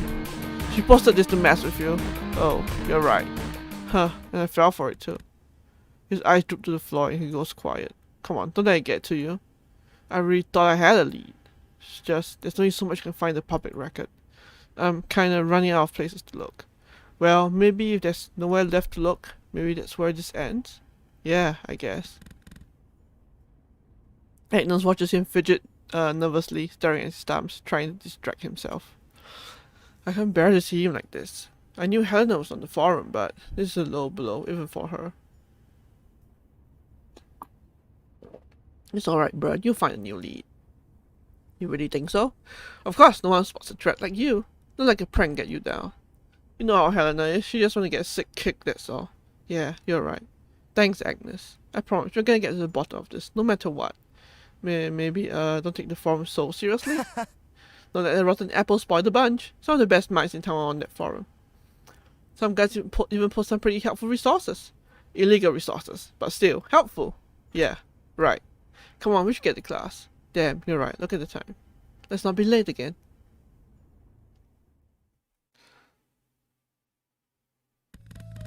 Aside from the early morning prank, the rest of the day proceeds as normal. After class is over, most of the students pour through the hallway like a river, heading home. But a select few remain for their extracurricular activities. EXO and Gro have already gone home, while Burn heads off to the debate team. Agnes herself was a proud member of the school's volleyball team. Go Celophards! And just as she heads to her locker to grab a change of clothes... Bonjour. Agnes, dear. Oh, hey, Yumi. Shouldn't you be at Culture Club? Indeed, I should. We are studying Amblex from Senegal.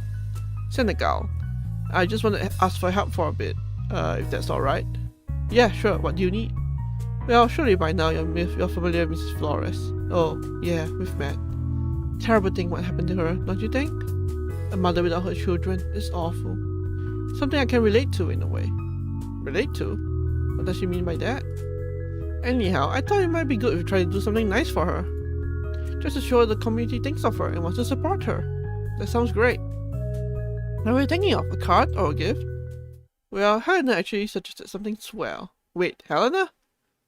Yes, we were in the powder room earlier. All help is appreciated. We talked about how bad we felt and came up with the idea to show her how much we care. Yumi. Yumi, I don't think it's a good idea to work with Helena. She... What are you two talking about?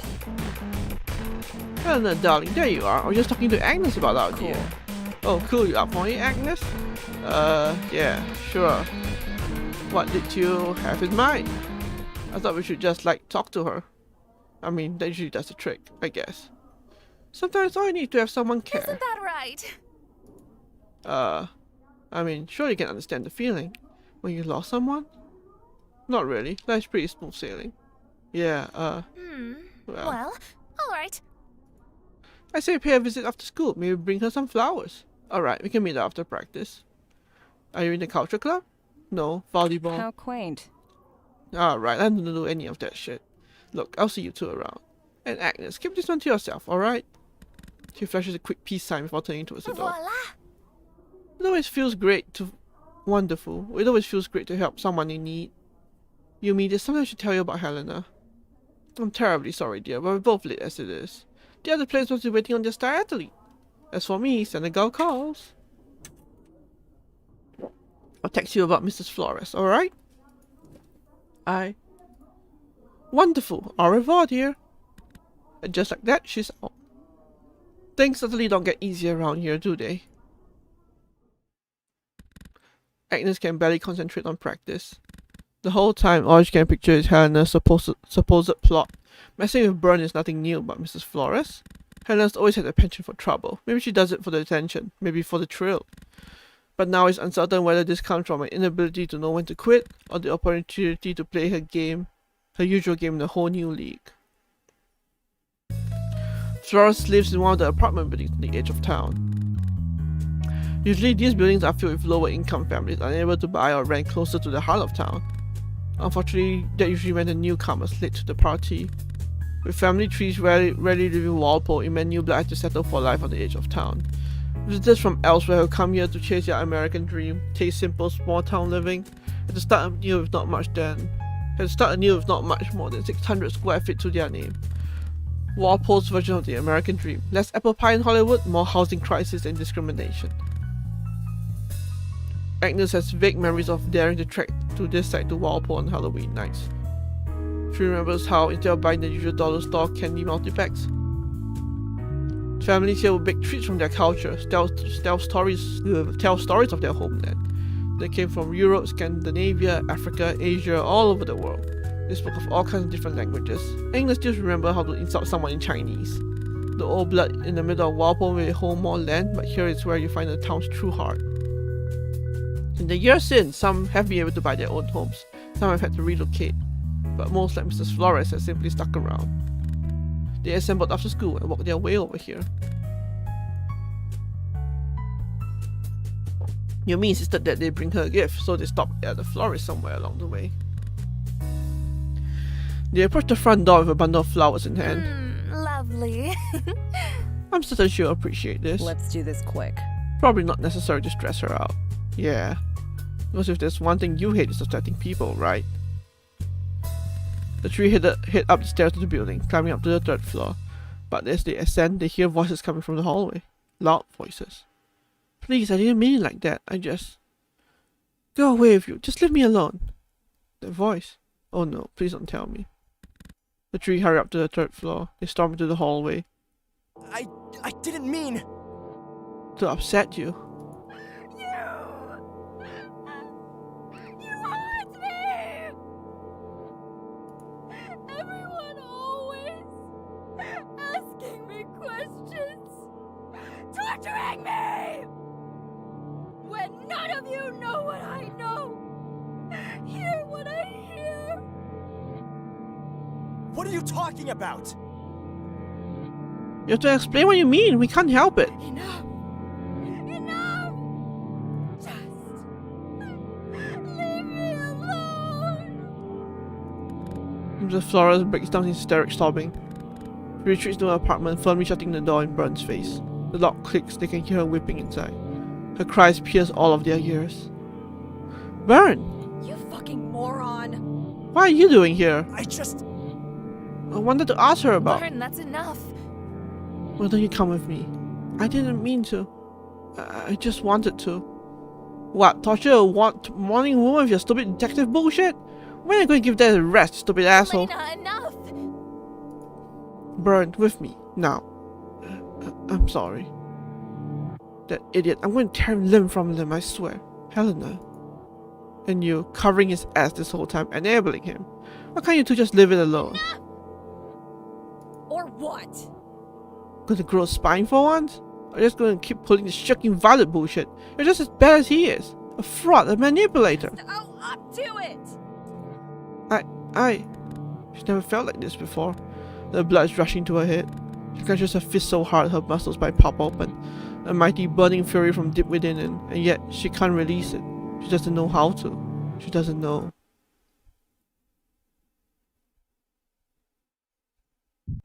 Do you hear me? Can you feel me? I'm as much a part of you as you are of me. As much as I am a part of everyone. And if you feel it deep inside you, when you can no longer deny, when there's no one left to run, you hear. I need you to hear. Why can't I reach you? I have to go. Yeah, that's what I thought. Get this bullshit out, Agnes. No more Detective Byrne. You straighten him out, or I will. You got it? I can handle him. I think you should be worried about yourself. And cut this fake outrage act. No one's buying it. You're just delighting in an opportunity to push Byrne around some more. What? You're turning this on me? You're really out of your freaking mind, both of you. Whatever, I couldn't care less what you think. You think you're better than him. You're just pathetic. You've got some nerve. Do me a favor. Go fuck yourself. Ooh. Agnes returns to Yumi, still consoling an upset Byrne. She tells her all she needs to know with a simple nod. All it takes is stern talking to. Yumi plays the part of a disappointed parent quite well, and the whole time Byrne can't stop apologizing profusely. They both knew it was going to end like this. Keep going until a line is crossed. Afterwards, they take him back to his house. They're kind enough not to tell his parents about it this time. Thanks for walking me home. Again, I wanted to apologize for what I did. I was wrong. It won't happen again. It's truly alright, dear. We should have seen this coming in hindsight. You were always going to push it until it breaks. Just the way you are. I take no joy in telling you what to do, but I already know what you're gonna say. And yeah, you're right. I'm stopping this. It's over. I'm done. What? Really? I went too far. Maybe you guys are right. I'm looking for something that's not there. Well, I'm glad to hear that, dear. And yeah, that's good, Byrne. The promise of no more insanity is, anyway, the heartbroken look on his face less so. For a quick moment, Yumi glances at Agnes from the corner of her eye. They could tell from each other's expression, neither brought it. Do you really think the author of the hit essay Werewolves in Fiction Media Propaganda is going to tap out this early? Now, enough craziness for one day, don't you think? Get some sleep. Tomorrow's Friday. The weekend is in sight. I say we do something fun. We'll get the rest to come over, play a board game. Calm down from all this excitement. What do you think, Agnes? Yeah, sounds good. It's a date! I'll see you two in class, alright? Sleep well. See you, Yumi. And Byrne, take care. Yeah, I'll be fine. See you guys. Agnes and Yumi walk out together, say goodnight, and go their own way. As Agnes makes the lonely trek home, she curses herself for wishing today would be normal, always jinxing it. By the time she gets there, the sun has gone down. She collapses onto her bed, feeling her eyelids sink already. What the hell went down today? I know Byrne crossed the line, but when Helena went crazy on me like that, what was that feeling? I never felt like that before. I felt so angry. But it's fine now. Byrne learns his lesson, and I think Helena will back off. As for me, I just want things to go back to normal. No more fear, no more paranoia. Tomorrow will be different. She feels the consciousness fade as she drifts to sleep. The world fades away. Another falls to me. Oh, a sound shakes her awake. Huh? How long have I been asleep? She hears her home phone buzzing somewhere on the floor. She gets up from her bed and picks it up. It's an emergency alert? Something in the neighborhood. What happened? A commotion downstairs. Her parents got the same alert everyone in town probably did. It happened close by. As she ran out the door, she could already hear the sirens. Is it Byrne? A blockade of cops kept the gathering crowd at bay. Trying in vain to stop the onlookers from watching the officers carrying out the bodies. Agnes watched from the back. She could see it all. 4 body bags, 2 adults, 2 children, bloodstains forming in the plastic. The whole town was there to see. Agnes turned her head. Burns stood a few feet from the crowd, watching at a distance. Something about his eyes, like the life was drained from them. He didn't say anything, just stood and watched, then turned around and went home.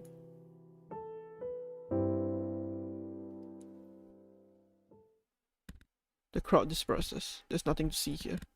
They return home, so does Agnes. Another death in Walpole.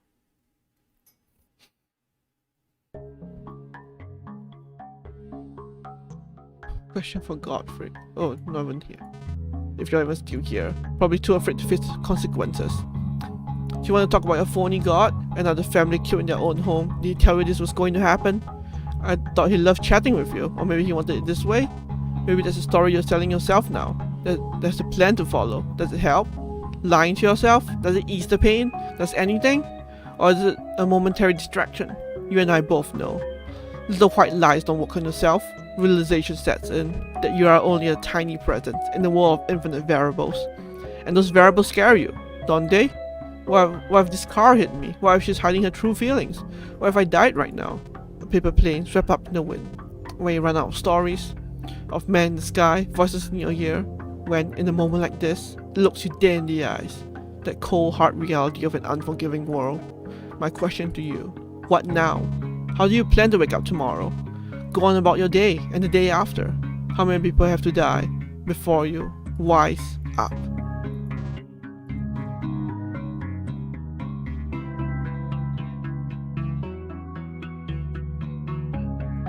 I know you read all these posts, and God knows why. You're better than this. We both know today went too far.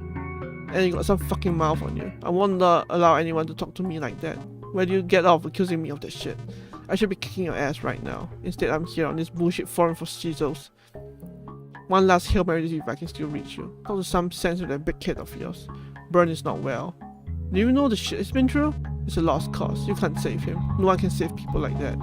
Don't waste your time with him. Live your own life, Agnes. Don't become a supporting role in that idiot story. Am I getting through to you at all? What is it with you people today? Do none of you know how texting works? Emails? This forum is for discussions, not private messaging. This is your third strike, handler. First is trolling, now this. I don't know who Agnes is, but sometimes you should work out some of these issues of your own first.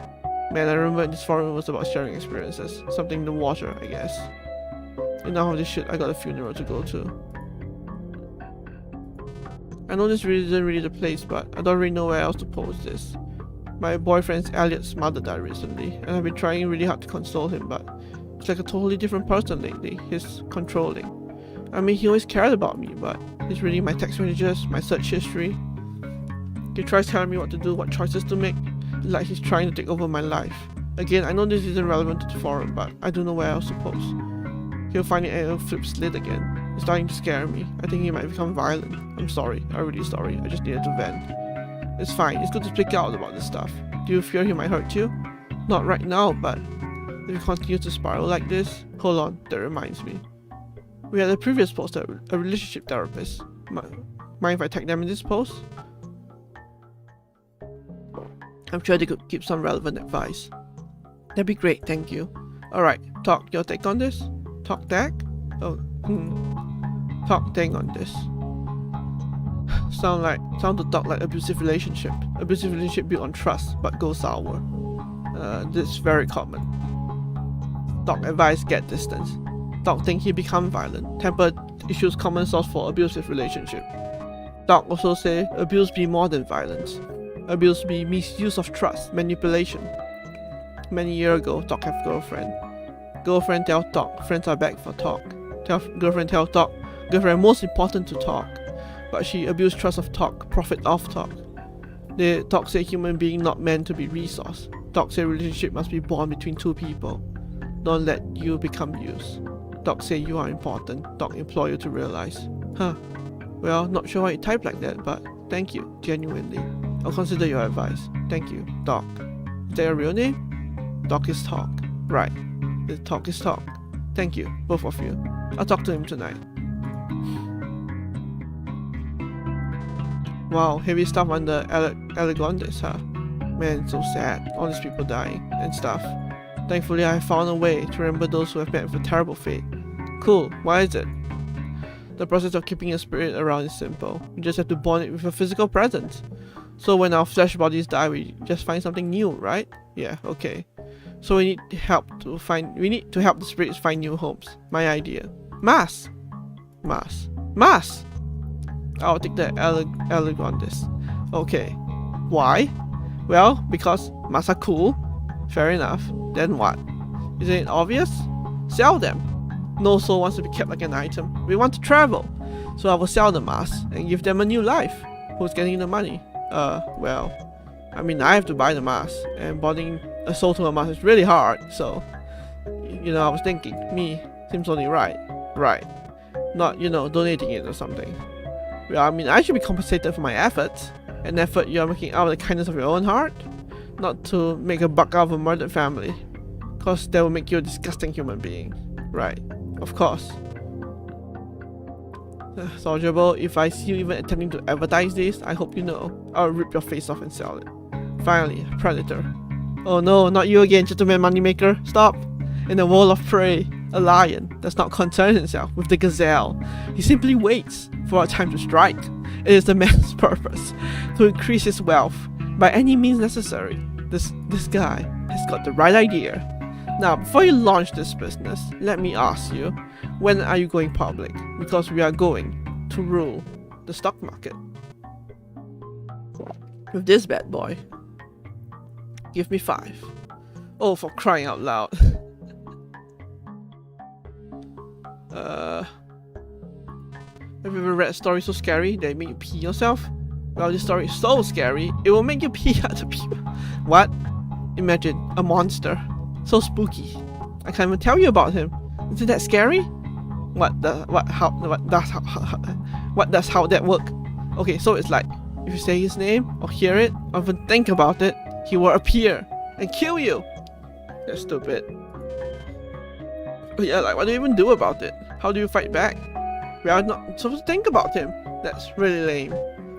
So either you think about him and immediately die, or you don't and nothing happens. Yeah, that's not scary at all. Well, I thought it was. I think you need to workshop it more. Oh, I have an idea. Give him a dog. You might be onto something.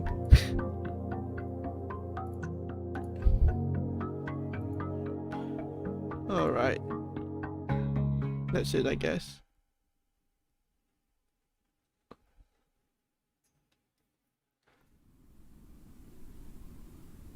And now, a bit of unfortunate news, the Walpole area. It seems just last night the Walpole killer struck again. Man, it doesn't get any better here, does it? Doesn't seem like it. Reports from the police indicate a family of 4 was found dead on the scene. Authorities are quick to deny any connection to the previous string of murders, but, I mean, get real, right? Another family, huh? Unfortunately so, a pretty young family by the name of Elegonde. Phew, you hate to hear it. Residents are advised to stay indoors and watch themselves carefully. There's even talks of an enforced curfew, imagine that. Man alive. Well, our hearts go out to the good people of Walpole. Certainly. Enough death, let's put on some music, huh?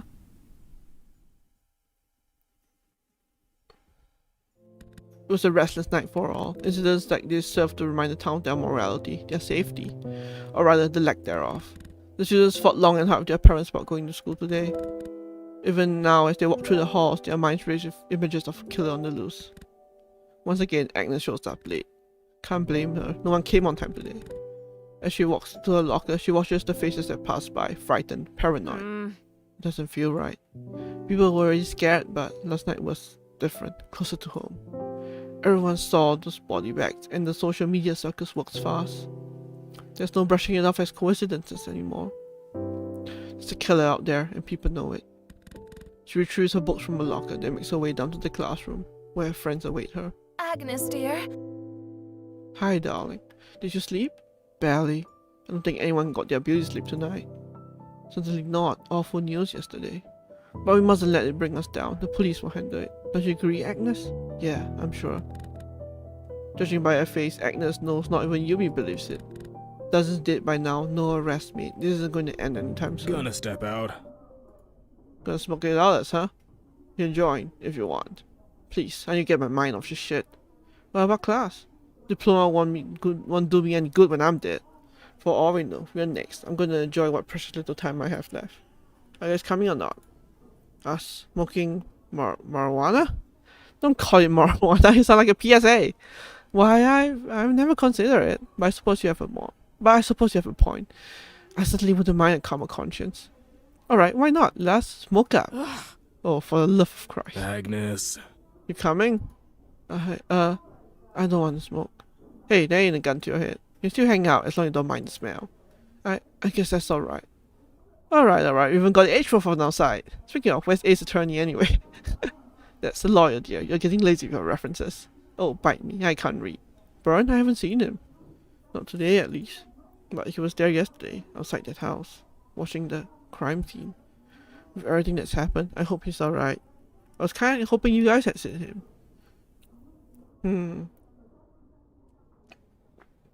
Seems he's taking some time to recover from his incident.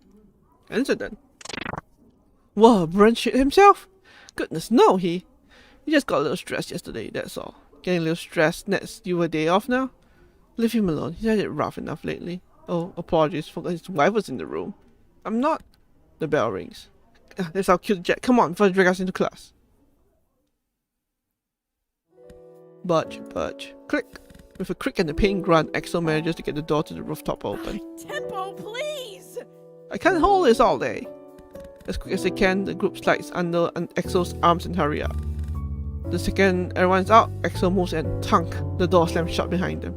How do you do that without triggering the alarm? These fingers are magic, I'll tell ya. Can get in anywhere and I never pay for the gum. Now can I get a show on the road? It's freezing up here. I can see why I come here. The view is tremendous. Yeah, great view of crappy suburbia. Really fun to look out here and think of all the dummies accomplishing their dreams of doing absolutely nothing. Maestro, I'm waiting on you. Gross takes his backpack off and puts it down on the floor. He reaches into the front pocket and pulls out a small Ziploc bag filled with weed. Let me have a smell. Axel snatches the plastic bag from Guru, zips it open and samples the smell. Oh, man. That never gets old. Agnes, smell, come on. I can already smell it from here. Ain't something special? Alright, come on, Guru, work your magic. Guru's already pulled out a variety of accessories, including a plastic grinder and a brown rolling paper. He takes a bag of weed, loads it into the grinder, crushing the stems into smaller parts. Do you have a cigarette? What's a cigarette for? We put the tobacco from the cigarette in the joint. Very European. You know, cause yeah, I can't read European languages. Cause Jeffas, cellular and all that. Axel pulls a cigarette from the chest pocket and hands it to Guru. The whole time, Agnes and Yumi watch it like it's a masterclass. Carefully watching each little movement, Guru makes as he assembles the joint. First he fills it, then he licks the edge of the paper with his tongue and rolls it up. Finally, he hands the finished product to Axel. You start. You're too kind. Axel takes their lighter and burns the tip of the joint off. Finally, the payoff. They take a good long drag. The already potent aroma truly comes to life as they exhale a cloud of smoke into the air. That's a strong smell. Very, very strong. It's a strong substance. Alright, Princess Diana, your turn. Axel hands the joint to Yumi. Her confident look seems to fade once she actually gets a hold of it. This doesn't stain your teeth, does it? It stains your everything, but tenses the soul. Priorities. Well, once won't hurt. Like I quit swallowing a cough syrup, Yumi's face cringes as she puts the joint to her lips and inhales. Almost immediately, she launches into a coughing fit. Oh man, that's good. Goodness gracious. It tastes like death itself. You're supposed to inhale the smoke and hold it into your lungs. Hold it? I can barely keep it in my mouth. God, this is even funnier than I thought it would be. Come on, Your Majesty, once more with feeling. If we can manage it, so can you, right? Alright. She exhales deeply and takes another drag. This time she holds the smoke in her lungs for as long as she can. And with a satisfied smile, lets it empty out of her nostrils like a dragon. Oh my. Yes, that is quite nice indeed. Now we're talking, I knew you had it in you. Aggie, I know you don't want to, but it's polite to ask. I'm fine. Really? She looks away, awkwardly fidgeting with her hands. I get that they're stressed, but is this really necessary? even getting Yumi involved. I don't know if I like seeing her like this. Yumi passes the joint back to Goro, who has a considerably easier time keeping the smoke in. Practice makes perfect.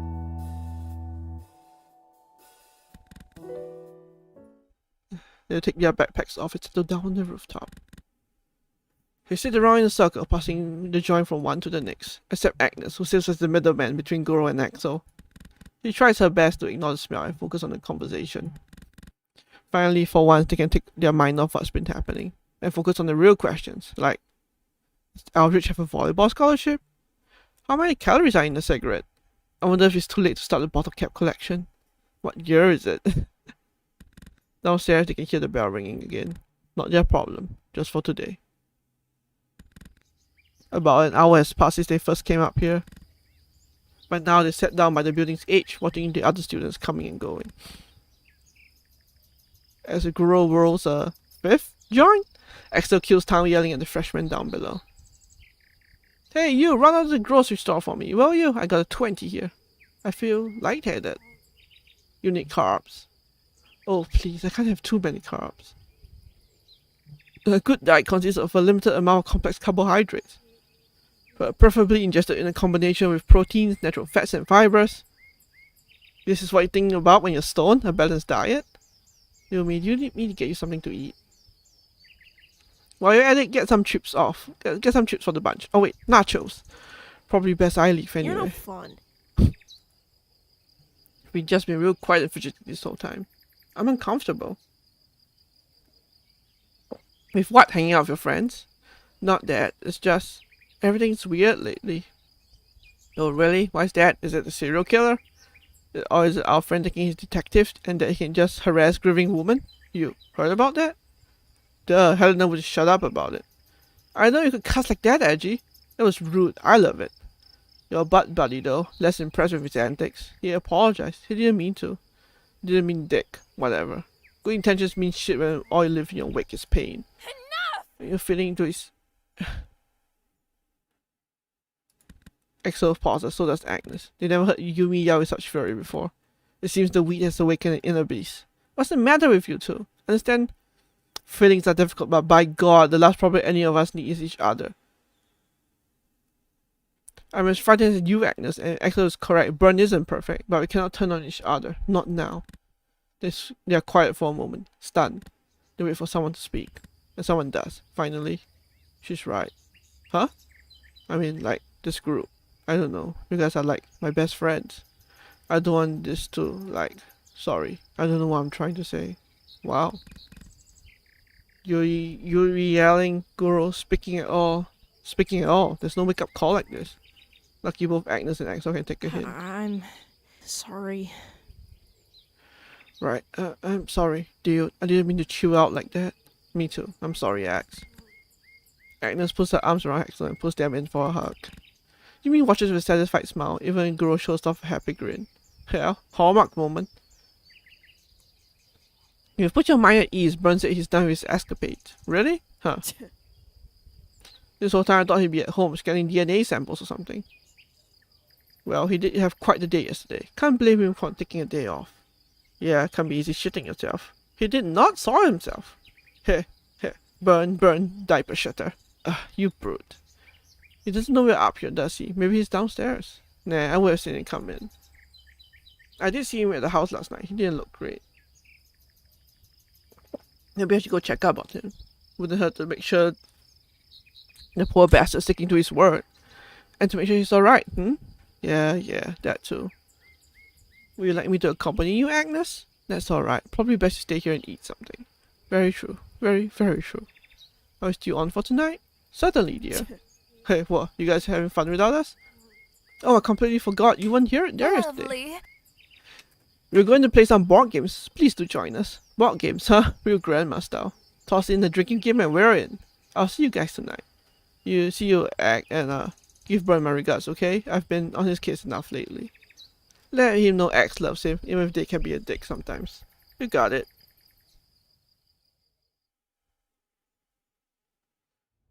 Agnes makes her way from the school down to Brent's home. Her parents inform her he's been sick all day, but allow her to go up. she expected ills of his illness was greatly exaggerated.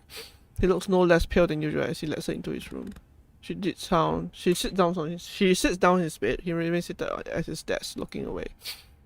What are you doing here? And why do you smell like weed? Long story. I was worried about you. You didn't show up to school. I'm fine. Just yesterday was. Yeah, I know. Just wanted to check you're okay. Well, I've been better, truth be told. I didn't mean to bother Mrs. Flores like that, and now the Elegonde family. My sister used to play with their eldest son, and now that same look again. Eyes glued to the floor, he's keeping it to himself. This was difficult enough for him when he had some kind of escape. Now he's given up as things continue to get worse. He's crossed the line, but what's going on is far from over. Burn about the investigation. I know. I already told you, I'm done. Sure, but before you went to Miss Flores' house, what other leads did you have? Leads? Agnes, come on, all that stuff is... Yeah, I know, just indulge me. Well, I thought of one other place we could investigate. Probably wouldn't have all the answers, but there might be some clues to build our case. Well, looking wouldn't hurt, right? I guess not, no. Tell me what you know, let me help. Agnes, I don't mean to get you in trouble. Come on. I know that, but this is on my own accord. You were right, this won't stop until someone captures the person responsible. And the police won't do anything, they don't know how. They need us, Burn. They need you. Alright, take a look at this. Burn gestures to a map of the town hanging on his wall. What's up with the pins? They each mark one of the crime scenes. It all happened at their homes. I added a string where I noticed a pattern occurring. The outer tree, Erickson, Flores, and now Algonde. And the middle one? The Geoff home. It didn't make sense to me at first, but with the Algonde home added, a pattern emerges. So happening in the same area. Which means the killer's only working within a perimeter, but why? Good question, but that's what we have to find out. My best guess is he's got a hideout somewhere within this area. The murders are also close together because he doesn't want to stray too far from his safe space. So where do we start? I already tried Flores, but you saw how that turned out. Elegonde is still an active crime scene. I might be able to stick to the Erickson place, but the Geoff house truly interests me. They were the first ones killed and the only one within the perimeter, not outside. Back up a minute, sneaky in? What do you mean, like, actually going inside? What will we find that the police haven't already taken? The police only look for weapons, stuff like that. We're looking for clues, connections, motive. Why this family? Who will want the Geoff family killed? What connects them to the others? If we want to know, we're going to have to look around inside. They've only hung up tape to scare local kids from breaking in. Besides that, it's fully accessible and preserved. As long as we go late and keep quiet, no one will know. Okay, wow, an actual crime scene. That's the real deal. I know it's a lot. I wasn't gonna bother you with it. Wasn't even gonna go at all. Burn, how about I go? Alone. Are you crazy? Alone? Agnes, that could be dangerous. What if someone sees you? Better than if someone sees you. What are the odds Mrs. Flores reported your visit? If they catch you breaking in, things will get even worse than they already are. But if they catch me, I'll get a slap on the wrist at best. I'm a reckless teen looking for a hangout spot. They'll tell me off and that's that. You've done enough, Burn. Let me do this one. You're right. There's nothing you can't do that I can. God knows you're a lot smarter than I am. Even putting aside all the trouble I've gotten into, having two people go in will only draw more attention. But this is still dangerous. Agnes, tell me you're sure about this. I am sure. Man, come on, Burn. For Flores, right? And for the Algondes and the Ericksons. For the Geoffs. We owe it to them. Right. For them. You have to go in at night when no one will see you. I'll stay here, but we'll be connected through the phone. This radio receives police broadcasts. I'll be on the lookout. Make sure you get out on time if you're spotted. Wow, you'd be like my weight. You're what? Never mind. Let's do it tonight, okay? Tomorrow's a Saturday anyway. We can afford to be up late. They share a chuckle. Thank you, Agnes. No problem, Burn. Don't get yourself killed, alright? Can't say I plan on it.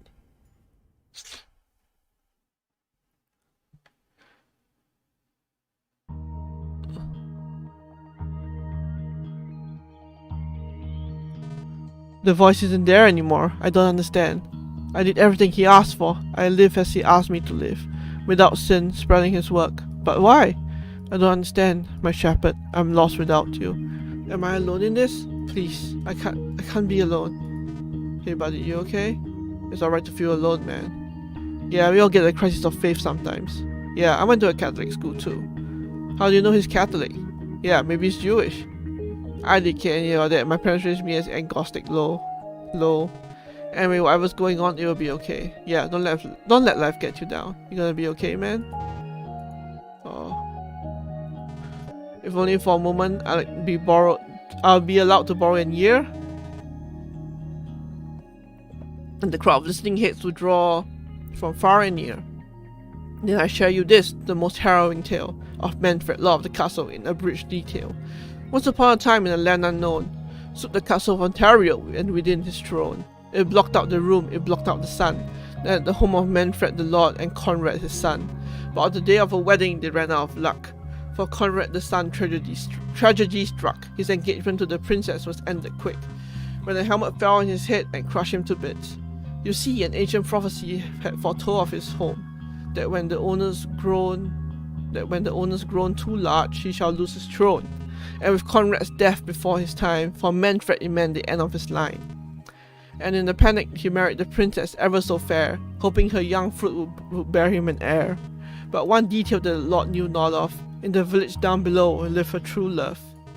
The young man Theodore, an ordinary peasant, who lived a life of simplicity, charming and pleasant. When Isabella ran to Theodore in hopes of release, the Lord instead took him to be fed to the beasts. But as the boy, young and brave, was about to be slaughtered, to the rescue came Matilda, the Lord's only daughter. But his delusions led him to believe she was the princess, and so the Lord stabbed Matilda, his child, right in the chest. As she lay dying, the castle started to shake. The pictures were trembling, the walls began to break. A spectre appeared, a spirit that roared, and declared Theodore the peasant Ontario's true lord. But the castle crumbled, taking Manfred's life, leaving only dust as reward for Theodore's strife. But it was not the end, as stood by his side was the Princess Isabella, beaming with pride. The pair shared a passionate kiss, and the moral thereof, that after all the hardship, they found a mighty treasure, the gift of true love. And now my story is ended. To you I propose to live a life of poetry. Really, really freaky dream. Wait, I'll check something first.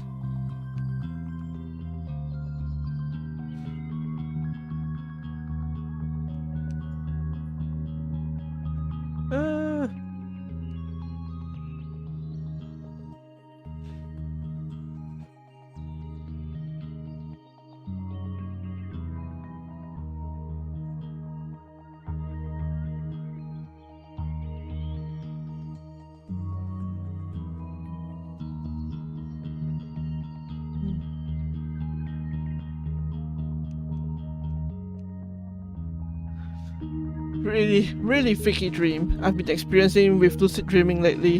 You know, controlling your dreams. But recently I've been having these odd visions. I should have control of the dream, and now I'm aware of my surroundings. But every time I wake up in the same place.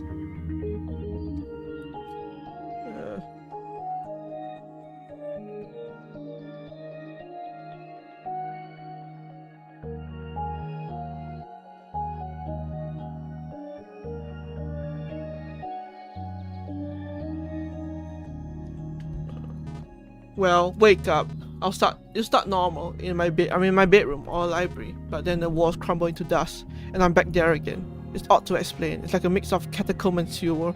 But the worst part is the shadow people. These tall, imposing creatures with glowing eyes. They're like an outside presence. It's getting to the point where I don't sleep anymore. I mean, am I crazy or am I haunted? I don't think you're haunted. I do lucid dreaming too. Same thing happens. Well, that's a relief. But I was alone in this.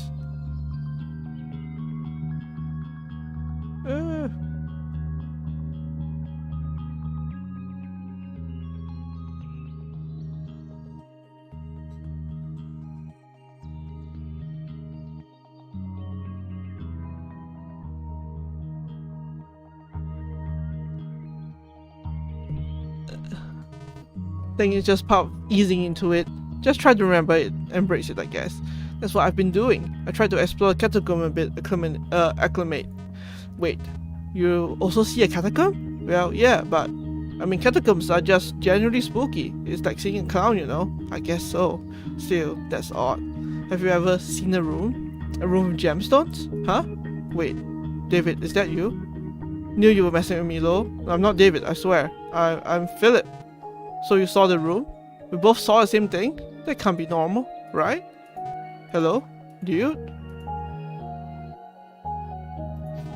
Okay, so disclaimer, I don't actually listen to the boy Alden.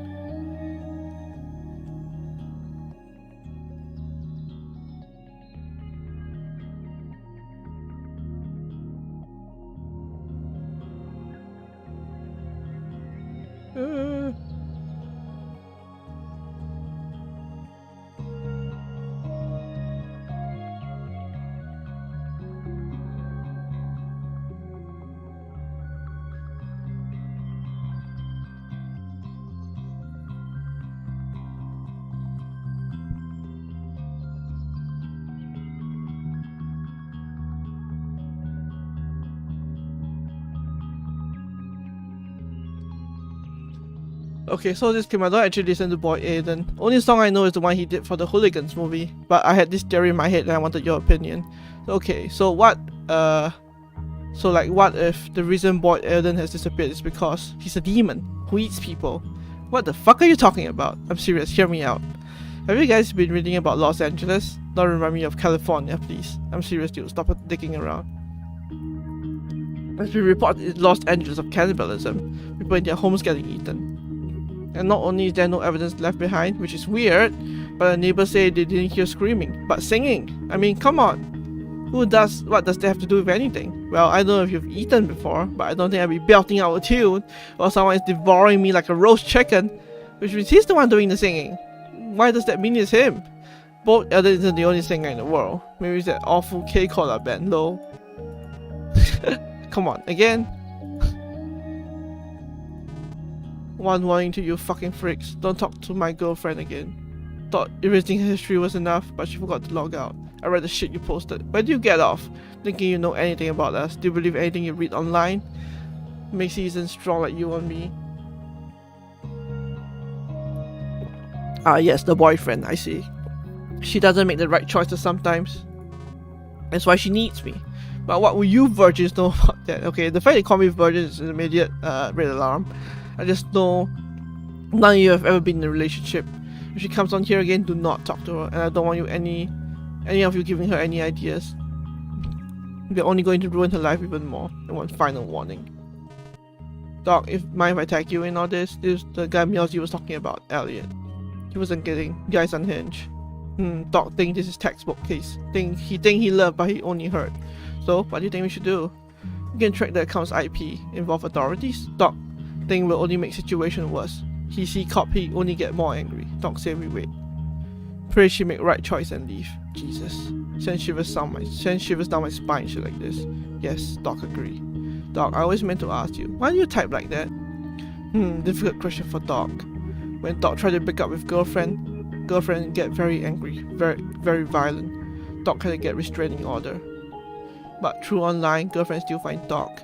Send threats. Say she know where Doc family live. Doc changed name, but she's still fine. Girlfriend know how Doc type. So now I become Doc. Doc can hide, I cannot.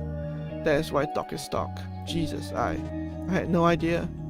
It's okay, Doc like being Doc. Doc better. Doc healthy. Yeah, I guess that's one way to put it. Have a good weekend. Doc. Oh boy.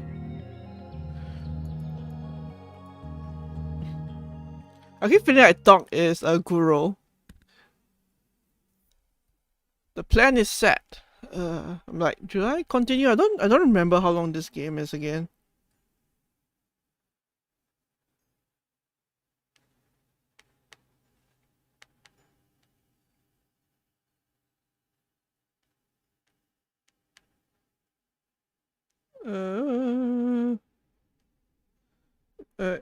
I don't remember how long this game was again. I knew it was like I knew it was going to be a two-parter, but I don't exactly remember how long each part I wanted to do for.